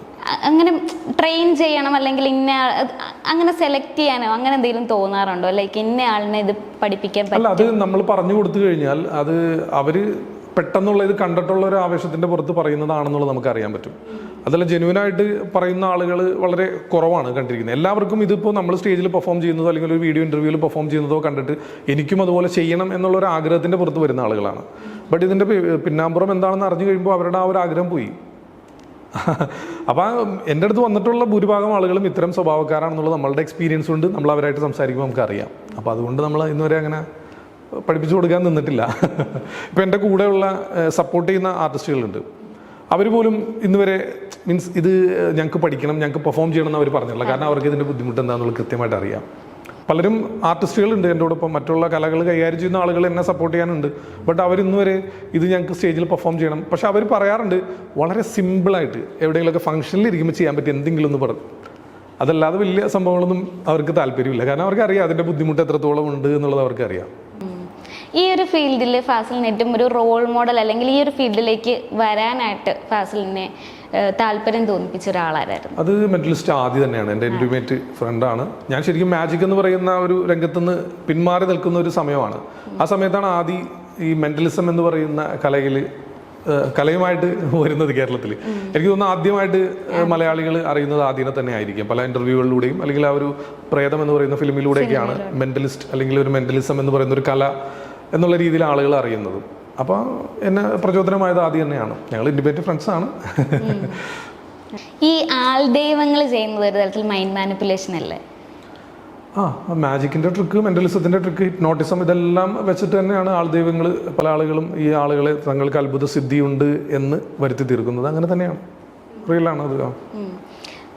ഈ പറഞ്ഞ പോലെ പണ്ട് മതപരമായിട്ട് വിശ്വസിച്ചിരുന്ന പല ആളുകളും ഇതിനെ ചാത്തൻ സേവ അല്ലെങ്കിൽ അങ്ങനെയൊക്കെ പറഞ്ഞ് പരത്തിയിരുന്ന ആളുകളുണ്ട്. അവർ തന്നെ ഇപ്പം മെന്റലിസം ചെയ്യുന്നുണ്ട്. അതിനെപ്പറ്റി ഫാസിലിന് എന്താ പറയാനുള്ളത്? അല്ല, ഞാൻ ഈ കലയിലേക്ക് വരുന്ന സമയത്ത് ഇപ്പോൾ എൻ്റെ മുസ്ലിം ഫാമിലിയിൽ നിന്ന് വരുന്ന ആളായതുകൊണ്ട് തന്നെ അന്ന് എനിക്ക് തോന്നുന്നു ഹയർ സെക്കൻഡറി പഠിക്കുന്ന സമയത്ത് ഞാനിത് അവതരിപ്പിക്കുന്നു. അന്ന് പ്രധാനമായിട്ടും ഈ മാജിക്കിന് അങ്ങനെ വലിയ വേദികളൊന്നും എൻ്റെ ഒരു നാട്ടിലോ അല്ലെങ്കിൽ എനിക്കോ അങ്ങനെ കിട്ടിയിട്ടില്ല. കൂടുതലും അമ്പലം അല്ലെങ്കിൽ ക്രിസ്ത്യൻ ചർച്ച അങ്ങനെയൊക്കെയാണ്. മുസ്ലിമിൻ്റെ ഇതിലങ്ങനെ വേദികളോ കാര്യങ്ങളൊന്നും അവർ ഇല്ലല്ലോ, അങ്ങനത്തെ പ്രോഗ്രാംസിനൊന്നും സപ്പോർട്ടില്ല. അപ്പോൾ അതുകൊണ്ട് തന്നെ ഇത്തരം വേദികളിൽ പോയിട്ട് ചെറിയ പെർഫോമൻസ് ഒക്കെ അവതരിപ്പിക്കുമ്പോൾ തന്നെ വലിയ എതിർപ്പായിരുന്നു ആ സമയത്ത്. കാരണം ഈ പുരോഹിതരിൽ നിന്നും ഒക്കെ ഇത് നമ്മൾക്ക് ചെയ്യാൻ പാടില്ലാത്തതാണ്, ഇതൊരിക്കലും നമ്മൾക്ക് അനുവദനീയമായ ഒരു കാര്യമല്ല. അപ്പോൾ അതുകൊണ്ട് ഇതിൽ നിന്ന് പിന്മാറണം എന്നുള്ള രീതിയിൽ അന്ന് അപ്പോഴും എനിക്കറിയാലോ ഇതിൻ്റെ പിന്നിൽ എന്താണെന്നുള്ളത്. ഇതിൻ്റെ പിന്നിൽ 100% ട്രിക്കാണ്. ഇതൊരു നിർദോഷമായിട്ടുള്ളൊരു കലയാണ്. മാജിക് എന്ന് പറഞ്ഞാൽ ആളുകളെ രസിപ്പിക്കുക, അവരൊന്ന് എൻ്റർടൈൻ ചെയ്യിക്കാൻ വേണ്ടി അവതരിപ്പിക്കുന്നതാണ്. അപ്പോൾ അതുകൊണ്ട് മാജിക്ക് നമ്മൾ ചെയ്യാന്ന് വെച്ചാൽ അതൊരു നിർദോഷമായിട്ടുള്ളൊരു കല തന്നെയാണ്. ഇപ്പോൾ ഏതൊരു കലയാണെങ്കിലും. പക്ഷേ ഇത് മാജിക്കിൻ്റെ ട്രിക്ക് മനസ്സിലാക്കിക്കൊണ്ട് എനിക്ക് അത്ഭുത സിദ്ധിയുണ്ട്, നിങ്ങളുടെ ഒരു പ്രശ്നം ഞാൻ പരിഹരിച്ച് തരാം എന്ന് പറഞ്ഞു കഴിഞ്ഞാൽ അവിടെ നിർദോഷമല്ല. അപ്പോൾ പിന്നെ അത് ഭീകരമായ മറ്റൊരു തട്ടിപ്പിലേക്ക് പോയി. അപ്പോൾ തീർച്ചയായിട്ടും അങ്ങനെയുള്ള കാര്യങ്ങൾ ഞാൻ റിവീൽ ചെയ്യും. അപ്പോൾ മാജിക്കിൻ്റെ ട്രിക്ക് മനസ്സിലാക്കി ഒരു സിദ്ധൻ ചമഞ്ഞ് അല്ലെങ്കിൽ ആൾദൈവം ചമഞ്ഞ് വലിയ സംഭവമാണ് ഞാൻ എന്ന് പറയുകയും ഈ പ്രധാനമായിട്ടും ഈ ഇത്തരംകാരുടെ ചൂഷണത്തിന് ഇരയാവുന്നത് രോഗികളായിട്ടുള്ള ആളുകൾ, മാനസികമായിട്ട് ബുദ്ധിമുട്ട്, ഫാമിലിയിൽ ഒരുപാട് പ്രശ്നങ്ങൾ, അവരൊക്കെയാണ് ഇത്തരത്തിലുള്ള ആളുകളുടെ അടുത്ത് അഭയം പ്രാപിക്കുന്നത്. അപ്പോൾ എങ്ങനെയെങ്കിലും ഒന്ന് മാറാൻ വേണ്ടി, കാരണം അത് ഹോസ്പിറ്റലിൽ പോയിട്ട് കാര്യമില്ല, വേറെ സ്ഥലത്തൊന്നും പോയിട്ട് കാര്യമില്ല. ഈ മാനസികമായിട്ടുള്ള ഒരുപാട് വിഷയങ്ങളുണ്ടല്ലോ, അവരുടേതായിട്ടുള്ള അന്ധമായ വിശ്വാസത്തിൽ നിന്ന് വരുന്ന കുറേ കാര്യങ്ങളൊക്കെ ഉണ്ട്. അപ്പോൾ അതിനാണ് ഇത്തരം ആൾദൈവങ്ങളെയും സിദ്ധന്മാരെയൊക്കെ സമീപിക്കുന്നത്. അപ്പോൾ അവർ ഈ മാജിക്കിൻ്റെ ട്രിക്കും കൂടെ ഉൾപ്പെടുത്തി വലിയൊരു ദിവ്യശക്തിയുള്ള ആളുകളാണെന്ന് വരുത്തി തീർക്കാൻ പല പ്രകടനങ്ങളും കാഴ്ചവെക്കും. അപ്പോൾ അവിടെ ആ ഒരു കല ദുരുപയോഗം ചെയ്യപ്പെടുകയാണ്, തട്ടിപ്പ് നടത്തുകയാണ്. അപ്പോഴാണ് നമ്മൾ അതിൻ്റെ ട്രിക്ക് റിവീൽ ചെയ്യുന്നത്. അപ്പോൾ ഈ തുടക്ക കാലഘട്ടങ്ങളിൽ എനിക്ക് ഭീകരമായ എതിർപ്പ്. അപ്പോൾ ഞാൻ പറയും ഇത് അങ്ങനെയൊന്നുമില്ല, ഇത് ട്രിക്കാണ്, ഇതൊരു എൻ്റർടൈൻമെൻ്റ് ആണെന്ന് പറഞ്ഞാലും അന്ന് ഇവരൊന്നും ഈ പുരോഹിത വർഗ്ഗമൊന്നും അത് ആക്സെപ്റ്റ് ചെയ്യാൻ തയ്യാറായിരുന്നില്ല. പക്ഷേ ഇന്ന് പുരോഹിതൻ്റെ വേഷത്തിൽ തന്നെ മെൻ്റലിസം ഇപ്പോൾ ഇൻസ്റ്റഗ്രാമിൽ നോക്കിയാൽ കാണാം, റീൽസും കാര്യങ്ങളൊക്കെ ആയിട്ട് മെൻ്റലിസം അവതരിപ്പിക്കുകയാണ്. പല മെൻ്റലിസം അവതരിപ്പിക്കുന്ന കുറേ ആളുകളെ നമുക്ക് കാണാം, പല പുരോഹിതന്മാർ ഇത് അവതരിപ്പിക്കുന്നുണ്ട്. അപ്പോൾ കാലഘട്ടം അനുസരിച്ച് അവരിങ്ങനെ സയൻസ് ശാസ്ത്രം പുരോഗമിക്കുന്നതനുസരിച്ച് അവർക്കും മാറ്റം വന്നുകൊണ്ടിരിക്കുകയാണ്. അപ്പം ഇങ്ങനെയുള്ള ആളുകളെ സത്യത്തിൽ ഞാൻ സ്വാഗതം ചെയ്യണ്ടോ, അവർ ചെയ്യട്ടെ. കാരണം ഒരു കാലത്ത് ഭീകരമായിട്ട് ഇതൊന്നും ചെയ്യാൻ പാടില്ലാത്തതാണെന്ന് പറഞ്ഞ് അടച്ചാക്ഷേപിച്ച് വിമർശിച്ചുകൊണ്ടിരുന്നതാണല്ലോ, ഇന്നിപ്പോൾ അവർ ചെയ്യണം. ഓക്കെ, നമ്മളിപ്പോൾ ഈ വീഡിയോസിലൊക്കെ കാണാറില്ലേ മതപരമായിട്ടുള്ള മറ്റേ ഇങ്ങനെ തൊടുമ്പോൾ ആളുകൾ വീഴുന്നു, അതൊക്കെ ശരിക്കും സൈക്കോളജിക്കലാണോ അതോ എന്താ സംഭവം? അത് ട്രിക്ക് ഉപയോഗിച്ച് നമുക്ക് ചെയ്യാം. പിന്നെ ഈ പറഞ്ഞ രീതിയിൽ സൈക്കോളജിക്കലി അങ്ങനെ ആളുകളെ വീഴ്ത്താനും നമുക്ക് സാധിക്കും. ഇപ്പോൾ പ്രധാനമായിട്ടും പലതരത്തിലുള്ള കൺവെൻഷനുകൾ അങ്ങനെയൊക്കെയുള്ള അല്ലേ, വലിയ മതപരമായ അങ്ങനെയുള്ള പ്രോഗ്രാമൊക്കെ നടക്കുന്ന സമയത്ത് ഇത് പ്രധാനമായിട്ടും ഞാൻ വിശദമായിട്ടൊരു വീഡിയോ ചെയ്തിട്ടുണ്ട്. ട്രാൻസ് എന്ന് പറഞ്ഞൊരു വീഡിയോ. ട്രാൻസ് എന്ന് പറഞ്ഞാൽ പെട്ടെന്ന് അറിയാം, ഫഹദ് ഫാസിലിന്റെ ഫിലിം എന്ന് പറയും. ട്രാൻസ് എന്ന് പറയുമ്പോൾ നമ്മളല്ലാതെ ആവുന്ന ഒരു അവസ്ഥയാണത്. അതെല്ലാവരിലും ഉണ്ടാവും. ഇപ്പോൾ ഉദാഹരണം വളരെ പെട്ടെന്ന് പറഞ്ഞു കഴിഞ്ഞാൽ, ഇപ്പോൾ സിനിമ കാണാൻ പോകുന്നു, മമ്മൂട്ടിയുടെ ഒരു സിനിമയാണ്, തിയേറ്ററിൻ്റെ അകത്ത് സിനിമ കാണാൻ കയറിയിരിക്കുമ്പോൾ ഈ സിനിമയുടെ മേക്കിംഗ് വീഡിയോ അതിനെ കണ്ടതാണെന്ന് വിചാരിക്കാം. മേക്കിംഗ് വീഡിയോ കണ്ടതാണ്, മമ്മൂട്ടി റിയൽ ലൈഫിൽ വേറൊരു സ്വഭാവമുള്ള ആളാണെന്നൊക്കെ അറിയാം. മേക്കിംഗ് ഈ ഒരു ക്യാരക്ടർ ആവാനായിട്ടുള്ള മേക്കിങ്ങും എല്ലാം നമ്മൾ കണ്ടതാണ്. എന്നാൽ പോലും തിയേറ്ററിൽ പോയിരുന്ന് കാണുന്ന സമയത്ത് നമ്മൾ മമ്മൂട്ടി ആ കഥാപാത്രമാണെന്ന് വിശ്വസിച്ച് പോവുകയാണ്. അത് ബാക്ക്ഗ്രൗണ്ട് സ്കോറിലൂടെയും അല്ലെങ്കിൽ അല്ലേ മ്യൂസിക്കിൽ അത് കേൾവിയിലൂടെയും നമ്മുടെ ദൃശ്യത്തിലൂടെയും ഒക്കെ നമ്മൾ അതിലേക്ക് കൊണ്ടുപോകും. ഇപ്പോൾ വളരെ ഇമോഷണൽ ആയിട്ടുള്ള ഒരു സീൻ മമ്മൂട്ടി വളരെയധികം കരയിപ്പിക്കുന്ന ഒരു സീൻ അഭിനയിച്ചാൽ നമ്മുടെ മനസ്സും ഓട്ടോമാറ്റിക്കായിട്ട് പോകും. കരയുന്ന സീൻ അഭിനയിച്ചാൽ അതിനകത്ത് ഇരുന്നിട്ട് തുള്ളിച്ചാടാൻ തോന്നുമോ? ഇല്ല. അപ്പം നമ്മളല്ലാതെ ആവുന്ന പലതരത്തിലുള്ള അവസ്ഥയുണ്ട്. അതിന് പല കാരണങ്ങളുണ്ട്. അത് ഗന്ധത്തിലൂടെ ആവാം, കാഴ്ചയിലൂടെ ആവാം, കേൾവിയിലൂടെ ആവാം, ഇനി എന്തെങ്കിലും കഴിച്ചാലാവാം. ഇതൊക്കെ നമ്മളല്ലാതെ ആവും. അപ്പോൾ ഇത്തരത്തിലുള്ള വേദികളിൽ പോയി കഴിഞ്ഞാൽ കാഴ്ചയിലൂടെയും കേൾവിയിലൂടെയും നമ്മൾ ഈ ഒരു അവസ്ഥയിൽ, ഗന്ധത്തിലൂടെയും ഈ ഒരു അവസ്ഥയിലേക്ക് കൊണ്ടുപോകാനുള്ള എല്ലാം അവരുടെ സന്നാഹങ്ങൾ അവിടെ ഉണ്ടാവും. അപ്പോൾ ഇതേ രീതിയിൽ ഒരു 10 പേര് ഇപ്പം ഞാൻ തയ്യാറാക്കി നിർത്തിയിരിക്കുകയാണെന്ന് വിചാരിക്കാം. 10 പേര് എൻ്റെ ആളുകളാണ്. തയ്യാറാക്കി നിർത്തിയിട്ട് ഞാൻ വന്നിട്ട് അവരെങ്ങനെ തൊടുമ്പോൾ അവർ വീഴുന്നു. അപ്പോൾ സ്വാഭാവികമായിട്ടും പുറകിലുള്ള ആളുകളും വീഴും. കാരണം അവരുടെ മനസ്സിലുണ്ടാവുന്നത് അവർ വീണല്ലോ, അപ്പം ഞാൻ വീണില്ലെങ്കിൽ എനിക്കെന്തോ പ്രശ്നമുണ്ടല്ലോ എന്നുള്ളൊരു ധാരണ അവരെയും വീഴ്ത്തും. ഇനി ഇതൊന്നുമില്ലാതെയും നിൽക്കുന്ന ആളാണെന്നുണ്ടെങ്കിൽ അയ്യോ എല്ലാവരും വീണ്, ഞാൻ മാത്രം ഇങ്ങനെ നിൽക്കുന്നത്, അയാളും വെറുതെ വീണതായിട്ട് അഭിനയിക്കും. ഇതൊക്കെ തന്നെയാണ് അവിടെ സംഭവിക്കുന്നത്. ഇനി റിയൽ ആയിട്ടും ഹിപ്നോട്ടിസം അല്ലെങ്കിൽ ഹിപ്നോസിസിന് വിധേയമാക്കി കഴിഞ്ഞാൽ അതേ രീതിയിൽ വീഴ്ത്താൻ സാധിക്കും കേട്ടോ. നമ്മൾ സ്ട്രോങ് സജഷൻ കൊടുത്തു കഴിഞ്ഞാൽ നമുക്ക് അതേ രീതിയിൽ ചെയ്യാൻ സാധിക്കും. പക്ഷെ അതിനൊക്കെ ഒരു പരിധിയുണ്ട്. ബട്ട് ഇത്തരത്തിലുള്ള കാര്യങ്ങളിൽ ഭൂരിഭാഗവും തട്ടിപ്പ് തന്നെയാണ് അവർ നടത്തുന്നത്. മൈൻഡ് കൺട്രോളിംഗ് തന്നെ എനിക്ക് തോന്നുന്നു നമ്മുടെ മൈൻഡിനെ. അല്ല, അത് നമ്മളെ കുറച്ച് സമയത്തേക്ക് ഇപ്പോൾ ഹിപ്നോസിസിന് വിധേയമാക്കി കഴിഞ്ഞാൽ നമ്മൾ വളരെ ചുരുങ്ങിയ സമയത്തേക്ക് ഒരു കൺഫ്യൂസ് സ്റ്റേറ്റിലേക്ക് കൊണ്ടുപോവുക മാത്രമാണ് ചെയ്യുന്നത് ആളുകളെ. അതും ഒരു ട്രിക്കാണ്, മൈൻഡ് ട്രിക്കാണത്. അങ്ങനെ തന്നെ ഞാനിപ്പോൾ എല്ലാത്തിനും ഒരു ട്രിക്ക് എന്ന് പറയുന്നത് സാധാരണക്കാർക്ക് എളുപ്പം മനസ്സിലാവുന്നതിന് വേണ്ടി, അത് ഭീകരമായ സംഭവമൊന്നും അല്ല എന്ന് മനസ്സിലാക്കുന്നതിന് വേണ്ടി. അപ്പോൾ എൻ്റെ സ്റ്റേജിൽ ഞാനൊരു ഓഡിയൻസിനെ മുഴുവനായിട്ടും ഒരു ഹിപ്നോട്ടിസം എന്താണെന്ന് മനസ്സിലാക്കി കൊടുക്കുന്ന ഒരു എഫക്റ്റൊക്കെ നമ്മൾ ചെയ്യുന്നുണ്ട്. കൃത്യമായിട്ട് നമ്മൾ ട്രിക്സ്മാനിയ എന്ന് പറയുന്ന ഷോ കാണാൻ വന്ന ആളുകൾക്ക് എന്താണ് മെൻ്റലിസം എന്നും എന്താണ് മാജിക് എന്നും അല്ലെങ്കിൽ ഇതെങ്ങനെയാണ് ദുരുപയോഗം ചെയ്യപ്പെടുന്നതെന്നും അല്ലെങ്കിൽ ഹിപ്നോട്ടിസം എന്താണെന്നും ഒക്കെ ബേസിക് ആയിട്ടുള്ള എല്ലാ ധാരണകളും കിട്ടിയിട്ടാണ് അവർ തിയേറ്റർ വിട്ട് പുറത്തു പോകുള്ളൂ. ഫാസിലിന്റെ മറ്റൊരു പ്രത്യേകത ഉണ്ടല്ലോ, കുട്ടികളെ ഫോക്കസ് ചെയ്തിട്ടാണ് കൂടുതലും വീഡിയോസ് ചെയ്യുന്നതെന്ന് കേട്ടാൽ അതെന്തുകൊണ്ടാണ്? അല്ല, നമ്മൾക്ക് ചെറിയ പ്രായത്തിൽ നമ്മുടെ ഫ്രഷ് ആയിട്ടുള്ള ബ്രെയിനിലേക്ക് കയറുന്ന ആശയങ്ങൾ അവൻ ഇനി എത്ര വലിയ വിദ്യാഭ്യാസം നേടിയാലും അല്ലെങ്കിൽ ഏതൊക്കെ ഉന്നത പദവികളിൽ എത്തിയാലും അവനെ വിട്ടുപോകില്ല. അപ്പോൾ ഈ ചെറിയ പ്രായത്തിൽ ബ്രെയിനിലേക്ക് നമ്മൾ കൊടുക്കുന്ന അന്ധവിശ്വാസങ്ങളാണ് കുത്തി നടക്കുന്നതെങ്കിൽ അതിനി അവൻ എത്ര വിദ്യാഭ്യാസം നേടിയാലും എത്ര സയൻസ് പഠിച്ചാലും ഇത് അവിടെ നിൽക്കും. അപ്പോൾ അതുകൊണ്ടാണ് നമ്മൾ കൂടുതൽ ഇപ്പോൾ ആളുകൾ ചോദിക്കാറുണ്ട് ഇതിനൊരു മാറ്റം വരാൻ എന്ത് ചെയ്യണം.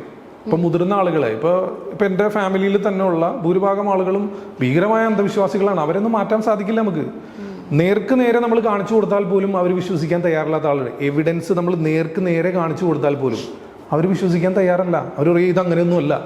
എന്തെങ്കിലും സ്വയം ഒരു ന്യായം കണ്ടെത്തുകയാണ്. കാരണം അവർക്ക് അതിൽ നിന്ന് പുറത്ത് കിടക്കാൻ പറ്റില്ല. കാരണം അവരുടെ ബ്രെയിൻ ചെറിയ പ്രായം മുതൽ ഇത്രയും വർഷം, ഒരു 40-50 വർഷം അവർ കണ്ടും കേട്ടും ശീലിച്ച ഒരു കാര്യം തെറ്റാണ് എന്ന് നമ്മൾ ബോധ്യപ്പെടുത്തി പ്രൂഫ് അടക്കം നമ്മൾ കൊടുത്താൽ പോലും അവരുടെ ബ്രെയിനിനെ താങ്ങാൻ പറ്റുന്നില്ല പലർക്കും.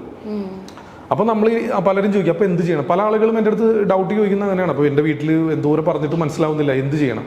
നമ്മൾക്ക് കുട്ടികളിൽ നിന്ന് തുടങ്ങാനേ പറ്റുള്ളൂ. ഇനി വരുന്ന തലമുറയെങ്കിലും നമ്മൾക്ക് മാറ്റിയെടുക്കാനായിട്ട് ശ്രമിക്കണം. ഈ പറഞ്ഞ അന്ധവിശ്വാസങ്ങളിൽ നിന്നും അല്ലെങ്കിൽ ഇത്രയും വലിയ അപ്പം എന്താ പറയുക തീവ്രമായ മതചിന്തകളിൽ നിന്നൊക്കെ കുറച്ചെങ്കിലും നമുക്കൊരു മാറ്റം അത്യാവശ്യമാണ്. കാരണം അതുകൊണ്ട് തന്നെയാണ് ഇപ്പോൾ ഞാൻ കഴിഞ്ഞ വർഷം വാണിംഗ് ബെൽ എന്നായിരുന്നു ടൈറ്റിൽ കൊടുത്തത്. ലഹരി വിരുദ്ധ ക്യാമ്പയിൻ്റെ ഭാഗമായിട്ട് കേരളത്തിലെ സ്കൂളുകളിലൊക്കെ നമ്മൾ പോയി പ്രോഗ്രാം ചെയ്തു. ഇപ്പോൾ ഈ വർഷം ഇപ്പോൾ നാളെ മുതൽ സ്റ്റാർട്ട് ചെയ്യാൻ പോവുകയാണ്.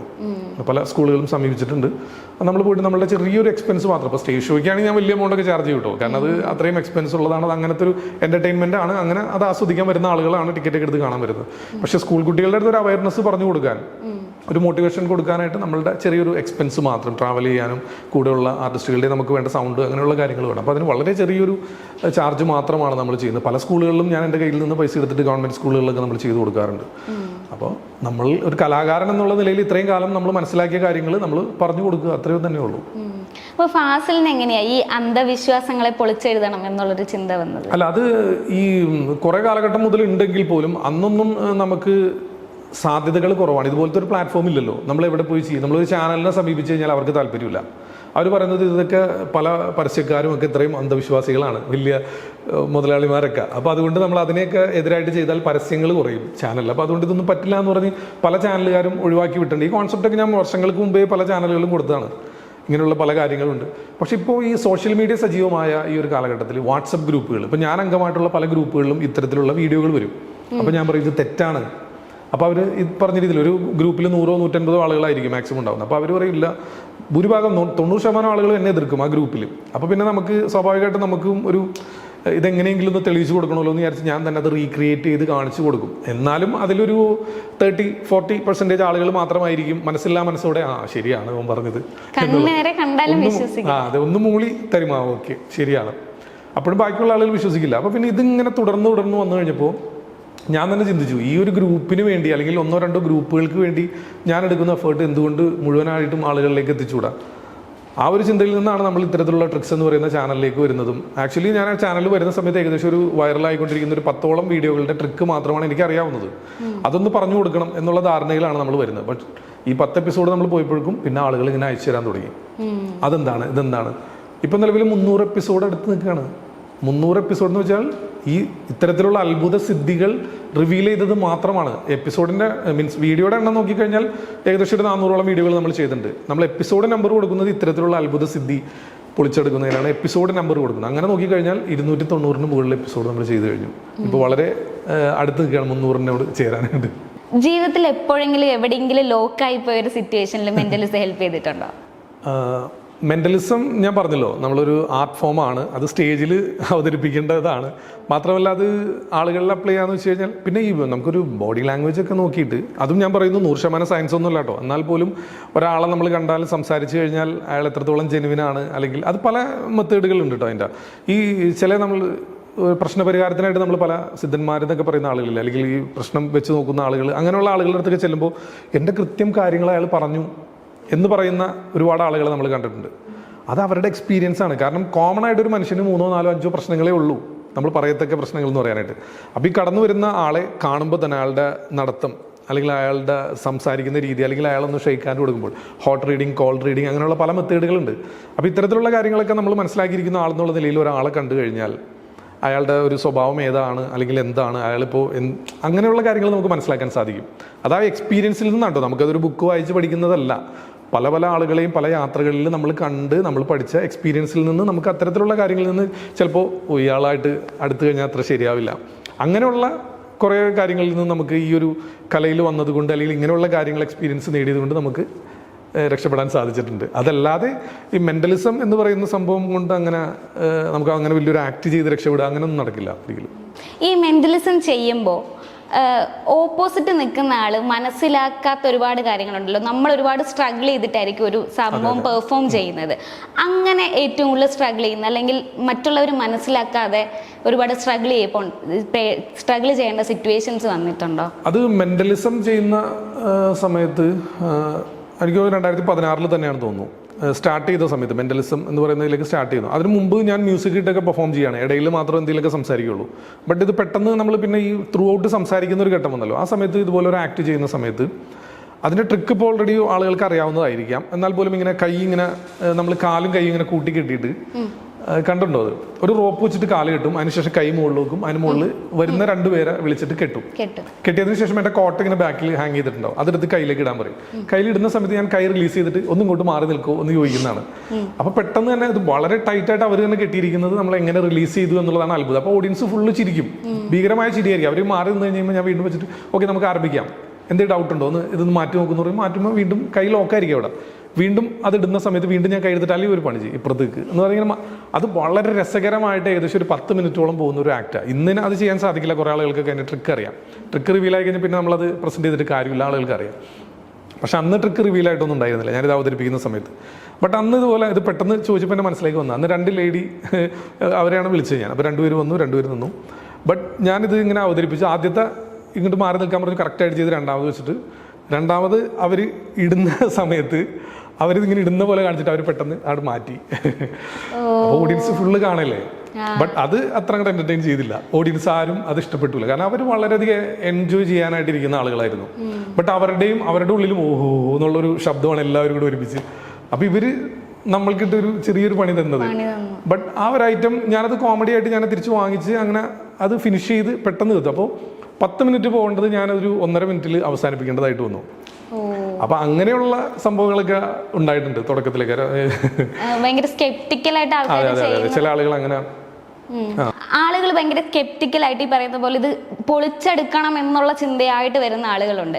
അങ്ങനെ വന്നിട്ട് ഹാൻഡിൽ ചെയ്യേണ്ട സിറ്റുവേഷൻസ് എപ്പോഴെങ്കിലും? ഇല്ല, അത് ഇപ്പൊ ഞാൻ ഈ പറഞ്ഞതല്ലാതെ അങ്ങനെ അധികമില്ല. കാരണം എന്താ വെച്ചാൽ അപ്പോഴേക്കും പിന്നെ എന്റെ ഷോയുടെ ടൈറ്റിൽ തന്നെ ഞാൻ മാറ്റിയിരുന്നു. ഞാൻ പറഞ്ഞില്ലേ, ട്രിക്സ് മാനിയ. ഞാനൊരു അവയർനെസിന്റെ ഭാഗമായിട്ട് ഷോ ചെയ്യുന്ന ആളാണ്.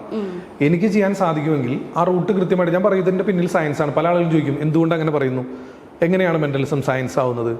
അപ്പോൾ അത് കൃത്യമായിട്ട് ഞാൻ പറയില്ല. നമ്മൾ ചെയ്യുന്ന ട്രിക്കുകൾ, ഇപ്പോൾ ഒരു എനർജി എന്ന് പറഞ്ഞാൽ ഇപ്പോൾ അത് നിലവിലുള്ള എനർജി അല്ലാതെ, ഇപ്പോൾ ഒരു വസ്തുവിനെ മൂവ് ചെയ്യിക്കണമെങ്കിൽ നമ്മളിപ്പോൾ ഒരു ആക്ഷൻ കാണിക്കുന്നു എന്നല്ലാതെ അതിനകത്ത് മറ്റൊരു എനർജി, നമ്മൾ സയൻസിനപ്പുറത്ത്, സയൻസ് പറഞ്ഞിട്ടുള്ള എനർജി അല്ലാതെ മറ്റൊരു എനർജി ഒന്നും നമ്മളവിടെ അപ്ലൈ ചെയ്യുന്നില്ല. അതുകൊണ്ട് തന്നെയാണ് ഞാനിതെല്ലാം പ്യൂർലി സയൻസ് ആണെന്ന് ആവർത്തിച്ച് പറയുന്നത്. മാത്രമല്ല, ഏതൊരു മെന്റലിസം എഫക്റ്റിന്റെ പിന്നിലും വിശദീകരിക്കാൻ കഴിയുന്ന ഒരു കാരണം ഉണ്ടാവും. ആ കാരണത്തിലൂടെ നിങ്ങൾ സഞ്ചരിച്ചു കഴിഞ്ഞാൽ തീർച്ചയായിട്ടും ആ എഫക്റ്റ് നിങ്ങൾക്കും കിട്ടും, നിങ്ങൾക്കും ചെയ്യാൻ സാധിക്കും. അപ്പോൾ തീർച്ചയായിട്ടും അത് സയൻസാണ്. സയൻസ് എന്ന് വെച്ചാൽ അങ്ങനെയാണല്ലോ. നമ്മൾ ഒരാൾ ചെയ്യുന്ന കാര്യം റിപ്പീറ്റ് അതേ റൂട്ടിലൂടെ നിങ്ങൾ ചെയ്താൽ നിങ്ങൾക്കും സെയിം റിസൾട്ട് കിട്ടിയാൽ അത് സയൻസായി, അത് ശാസ്ത്രമായി. സോ അതുകൊണ്ട് തന്നെയാണ് ഞാനിത് സയൻസാണ്, ശാസ്ത്രമാണ്, ട്രിക്കാണെന്ന് പറയുന്നത്. അപ്പോൾ ഞാൻ ആദ്യം തന്നെ ഇതെല്ലാം ഒരു ധാരണ കൊടുത്തിട്ട് ചെയ്യുന്നത് കൊണ്ട് കൃത്യമായിട്ട് ആളുകൾ അത് എൻ്റർടൈൻ ചെയ്ത് തന്നെ പോകും. ആരും ഒന്ന് ഡിഫെൻസ് ചെയ്യാനൊന്നും ആരും നിലവിൽ ഇതുവരെ സ്റ്റേജിലേക്ക് വരാറില്ല. അങ്ങനെ വന്നു കഴിഞ്ഞാൽ നമുക്കൊന്നും ചെയ്യാനില്ല. ഞാൻ പറയും ഓക്കെ, നിങ്ങൾ അങ്ങനെയാണ് വരുന്നതെങ്കിൽ ഓക്കെ, എനിക്കൊന്നും ചെയ്യാൻ പറ്റില്ല, ഫ്ലോപ്പ് ആവും. അപ്പോൾ പിന്നെ അത് ആ ഒരു എൻ്റർടൈൻമെൻറ്റ് എന്നുള്ള ഒരു ഇതങ്ങോട്ട് പോകും. അത്രയേ ഉള്ളൂ. അത് ആളുകൾക്ക് നേരത്തെ തന്നെ ഒരു അവയർനെസ് കൊടുത്തിട്ടാണ് നമ്മൾ ഷോ ചെയ്യുന്നത്. പിന്നെ ഇപ്പോൾ ഈ പറഞ്ഞതിൽ എനിക്ക് വലിയ മാനസിക വിഷമം ഉണ്ടാക്കിയൊരു സംഭവമുണ്ട്. 2005 ഞാൻ ഫയർ എസ്കേപ്പ് ചെയ്യുന്നത്. 2005 2005 ഒരുപാട് വർഷം മുമ്പാണ്, 20 വർഷം ഓക്കെ. അപ്പോൾ ആ സമയത്ത് ഫയർ എസ്കേപ്പ് സാധാരണ അന്ന് ഗോപിനാഥ് മുതുകാട് സാറ് അതുപോലെ സാമ്രാജ് സാറ് ഇവർ രണ്ടുപേരും അവതരിപ്പിച്ചതാണ് കണ്ടിട്ടുള്ളൂ. അപ്പം ഞാൻ മുതുകാട് സാറിൻ്റെയൊക്കെ വീഡിയോ കണ്ടിട്ട് എനിക്ക് അതിൻ്റെ ട്രിക്ക് മനസ്സിലായിട്ട് ഞാൻ തന്നെ അത് ഡെവലപ്പ് ചെയ്തെടുത്ത് വേറൊരു രീതിയിലാണ് ഞാനത് അവതരിപ്പിച്ചത്. അതായത് എന്നെ ഹാൻഡ് കഫ് വെച്ചിട്ട് ടോട്ടലി മറ്റേ ചങ്ങല ഉപയോഗിച്ച് ഏകദേശം ഒരു 10-25 താഴ്ത്ത് ഓഡിയൻസ് വന്നിരിക്കുന്ന ആർക്കും ലോക്ക് ചെയ്യാം. അതിനുശേഷം ഒരു ബോക്സിനകത്താക്കും. നിൽക്കുന്നൊരു ബോക്സാണ്. ആ ബോക്സിൻ്റെ ചുറ്റും അതിൽ നിന്ന് പുറത്ത് കടക്കാതിരിക്കാൻ വേണ്ടി ചുറ്റും ചങ്ങല കൊണ്ട് വരിഞ്ഞു മുറുക്കും. അതിനുശേഷം അതിലും 50 താഴ്ത്ത് ലോക്ക് ചെയ്തിട്ട് ഇതിങ്ങനെ ഒരു വൈക്കോൽ കൂനയുടെ അകത്തേക്ക് തള്ളി വെക്കുന്നതോടുകൂടി തന്നെ തീ കൊടുക്കുകയാണ്. അപ്പോൾ ഞാൻ ടൈം കൊടുത്തിരിക്കുന്ന 10 സെക്കൻഡാണ്. 10 സെക്കൻഡിനുള്ളിൽ പുറത്ത് ചാടിയില്ല എന്നുണ്ടെങ്കിൽ ഫയർഫോഴ്സ് വെള്ളം അടിച്ച് രക്ഷപ്പെടുത്തണം. കാരണം എന്താണെന്ന് വെച്ച് കഴിഞ്ഞാൽ തീയിൻ്റെ അടുത്ത് മാജിക് ഒന്നും നടക്കില്ല.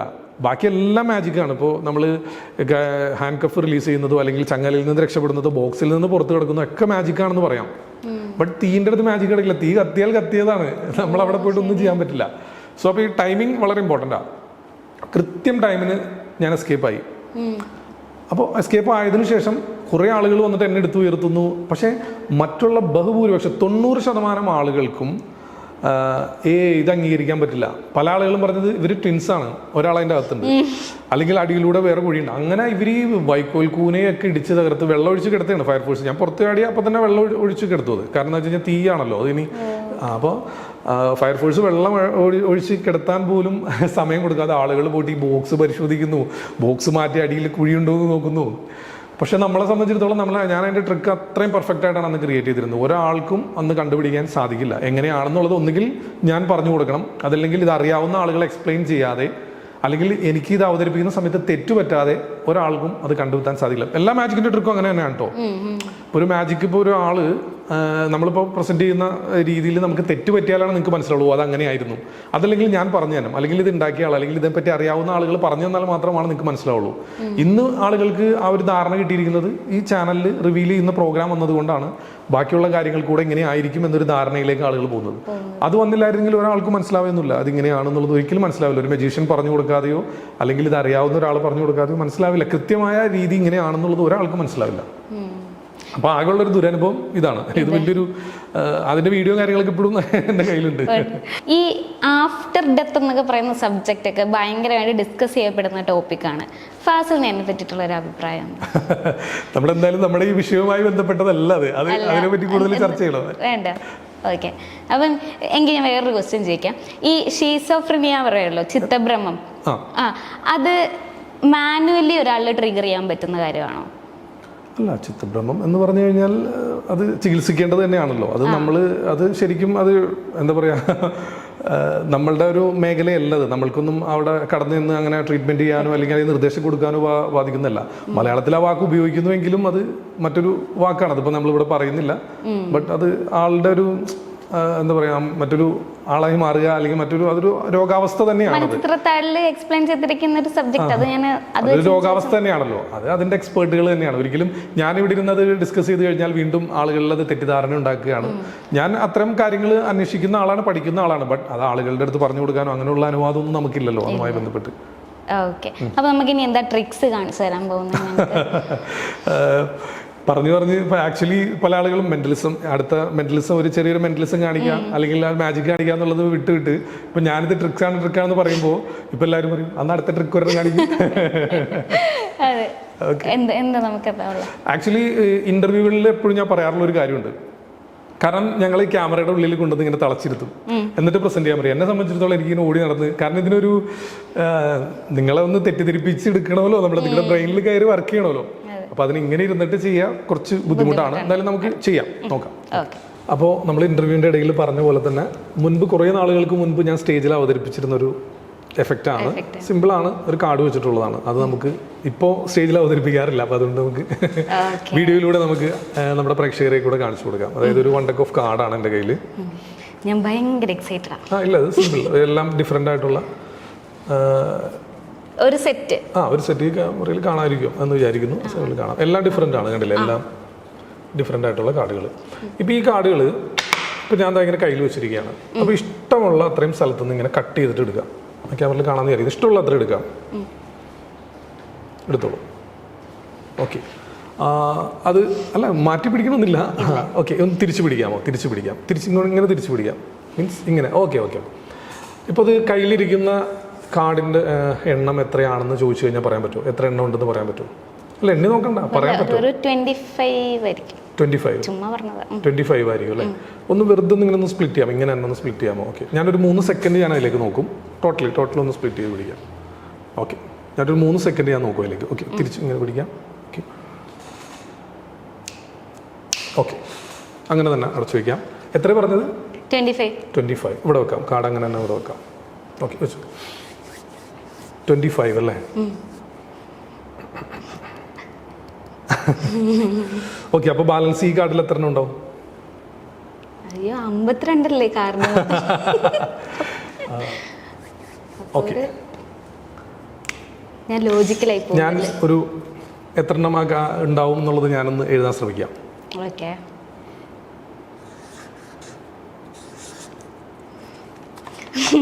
ഞാൻ പറഞ്ഞതൊന്നുമല്ല. എന്നിട്ട് ഓക്കെ, ഇതാ ഇവിടെ തന്നെ ഇരിക്കുന്നുണ്ട്, ഞാൻ എഴുതിയത് ഇവിടെ ഉണ്ട്. ഇനി നമുക്കിതൊന്ന് എണ്ണി നോക്കാം. ഓക്കെ,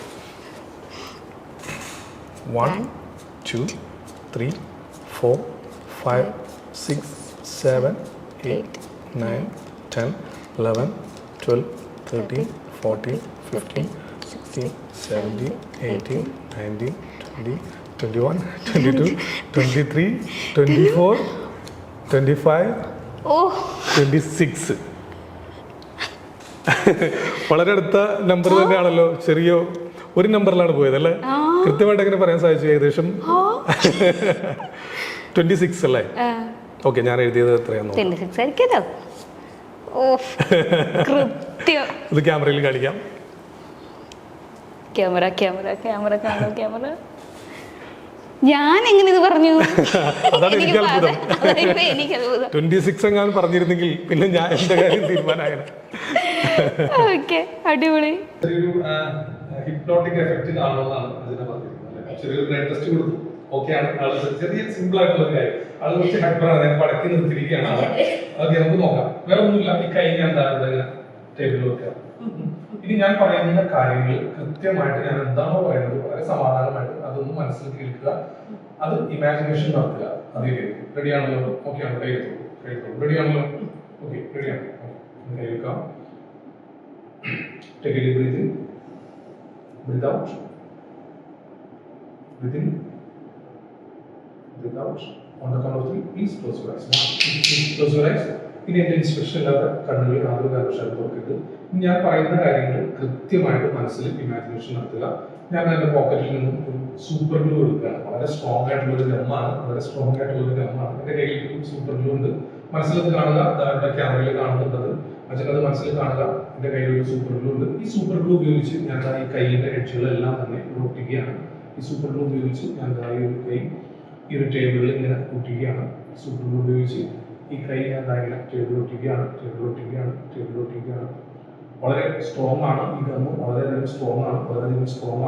അപ്പോൾ അതുകൊണ്ട് തന്നെ ഈ ഒരു കൈ ഇവിടെ ഇളക്കിയെടുക്കാനായിട്ട് സാധിക്കുന്നതല്ല.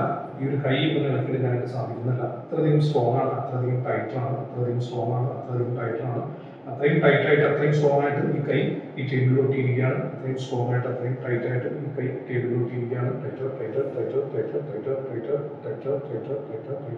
ഇനി കണ്ണ് തുറന്നു കഴിഞ്ഞാലും അത് എനിക്ക് കൈ ഇവിടെ നിന്ന് എടുക്കാനായിട്ട് സാധിക്കുന്നില്ല. അതുകൊണ്ട് പ്ലീസ് ഇനി മെല്ലെ കൈ എടുക്കാനായിട്ട് ശ്രമം നടത്തി. മെല്ലെ എടുക്കാൻ ശ്രമിക്കുമ്പോൾ കൂടുതൽ ടൈറ്റായിക്കൊണ്ടിരിക്കും. ഓക്കെ, പേടിക്കുന്നില്ല.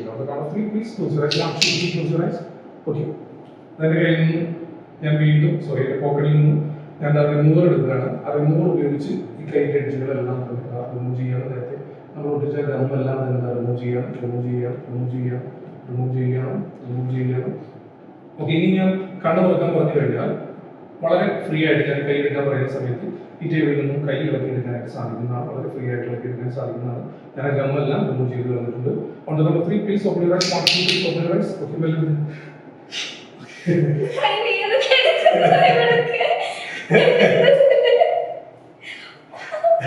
വേദന എടുക്കുന്നു. എന്താ ശരിക്കും ഫീൽ ചെയ്തത്?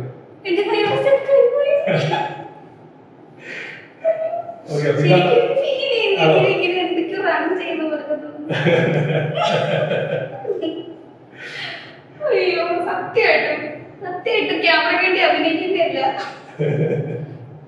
ഇത് ലൈവായിട്ട് ക്രിസ്മാൻ എന്ന് പറയുന്ന മെന്റലിസം ഷോയിൽ ഇപ്പോഴും ഞാൻ അവതരിപ്പിക്കുന്നത് തന്നെയാണ്. ഞാൻ നേരത്തെ പറഞ്ഞു, എല്ലാവരെയും നമുക്ക് ചെയ്യാൻ സാധിക്കില്ല. പല ആളുകൾ വെല്ലുവിളിച്ചിട്ട് ചെയ്ത് കാണിച്ചത് അങ്ങനെ വെല്ലുവിളിക്കുന്നവരൊന്നും നമുക്ക് ചെയ്യാൻ സാധിക്കില്ല. ഈ ഒരു അത്ഭുതം മറ്റുള്ളവർക്ക് കാണണം, അല്ലെങ്കിൽ ഇത് എന്താണെന്ന് അനുഭവിച്ച് അറിയണമെന്ന് വിചാരിച്ച് നമ്മൾ പറയുന്ന കാര്യങ്ങൾ കൃത്യമായിട്ട് ഇമാജിനേഷൻ നടത്തുകയും അതേ രീതിയിൽ ചെയ്യുന്ന ആളുകൾക്ക് മാത്രമാണ് ഈ ഒരു എഫക്ട് നമുക്ക് ചെയ്യാൻ പറ്റുള്ളൂ. ബ്രെയിനെ കുറച്ച് സമയത്തേക്ക് ഒരു കൺഫ്യൂസ് സ്റ്റേറ്റിലേക്ക് പോകുന്നത് മാത്രമാണ്. അതല്ലാതെ വലിയ ദിവ്യാനുഭവമോ വേറെ വലിയ സംഭവങ്ങളോ ഒന്നുമില്ല. ഏകദേശം ഒരു ധാരണ കിട്ടിയില്ല എന്താണ് ഹിപ്നോട്ടിസം എന്നുള്ളത്. കിട്ടിയില്ലേ? ശരിക്കും പറഞ്ഞപ്പോ എനിക്ക് ശരിക്കും എന്റെ കയ്യിൽ ഗ്ലൂ തേക്കുന്നതായിട്ടൊക്കെ ഫീൽ ചെയ്ത് അവിടെ ഒട്ടിപ്പോയി എന്റെ കൈ. നമ്മൾ ഇന്റർവ്യൂ ചെയ്യുന്ന സമയത്ത് ഇതുപോലെ ഒരാളെ പോലെ ചെയ്തു. ഞാൻ ഒരു പെൻ കയ്യിൽ വെച്ചിട്ട് പെൻ ഒട്ടുന്ന രീതിയിലാണ് അത് അവതരിപ്പിച്ചത്. അത് റിയൽ ആയിട്ട് ചെയ്തു. പോയതിനു ശേഷം പിറ്റേ ദിവസം വിളിച്ചിട്ട് എന്റെ കൈ ശരിയാക്കില്ല. അതുപോലെ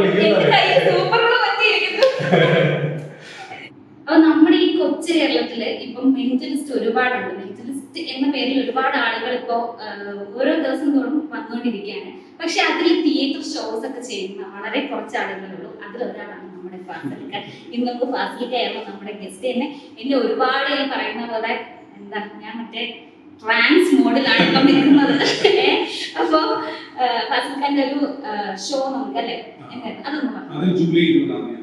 ജൂലൈ 20-ാം തീയതി യൂസുഫുള്ളതിൽ ഒരു പുതിയ തിയേറ്റർ ലോഞ്ച് ചെയ്തിട്ടുണ്ട്. വളരെ ലിമിറ്റഡ് സീറ്റ് മാത്രമേ ഉള്ളൂ. എന്താ പറയുക, വിദേശത്തൊക്കെ പോലെയുള്ള തിയേറ്റർ തന്നെയാണ്. അപ്പൊ അതുകൊണ്ട് അവിടെ വെച്ചിട്ട് പ്രോഗ്രാം നമ്മൾ പ്ലാൻ ചെയ്തിട്ടുണ്ട്. ജൂലൈ 20-ാം തീയതി 2 ഷോയാണ്. രാവിലെ 11 മണിക്ക് ആദ്യത്തെ ഷോ സ്റ്റാർട്ട് ചെയ്യും. ഉച്ചയിൽ 3 മണിക്ക് ഷോ. തീർച്ചയായിട്ടും വരാൻ താല്പര്യമുള്ള ആളുകൾ വരിക. നിങ്ങൾക്കാരുണ്ടാവില്ലേ കൂടുതൽ എക്സ്പീരിയൻസ്? ഞാൻ എന്തായാലും പോകുന്നുണ്ട്. എക്സ്പീരിയൻസ് ചെയ്തിട്ട് മതിയായില്ല. ഓക്കെ, എന്റെ കൈ വേദനിക്കുന്നുണ്ട് കേട്ടോ.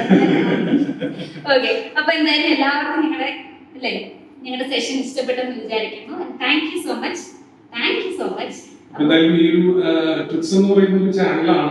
ഇത്തരത്തിലൊരു മെന്റലിസ്റ്റ് കേരളത്തിൽ നിന്ന് പോലും പറഞ്ഞത് ആ ഒരു ചാനലിൽ അത്രയധികം ജനങ്ങളിലേക്ക് എത്തിയതാണ്. അപ്പൊ എന്തായാലും ഞാൻ നന്ദി പറയുന്ന ആദ്യം തന്നെ എന്റെ സബ്സ്ക്രൈബേഴ്സിനാണ്. ഞാൻ ഏകദേശം 8 ലക്ഷത്തോളം ആളുകൾ ഫോളോ ചെയ്യുന്നുണ്ട്. യൂട്യൂബിൽ, ഫേസ്ബുക്കിൽ 3 ലക്ഷത്തോളം ആളുകളുണ്ട്. എന്തായാലും നമ്മളെ ഫോളോ ചെയ്യുന്ന, നമ്മളെ സപ്പോർട്ട് ചെയ്യുന്ന, നമ്മുടെ കൂടെ നിൽക്കുന്ന എന്റെ എല്ലാ ഫോളോവേഴ്സിനും നന്ദി. അതുപോലെ താങ്ക്സ്.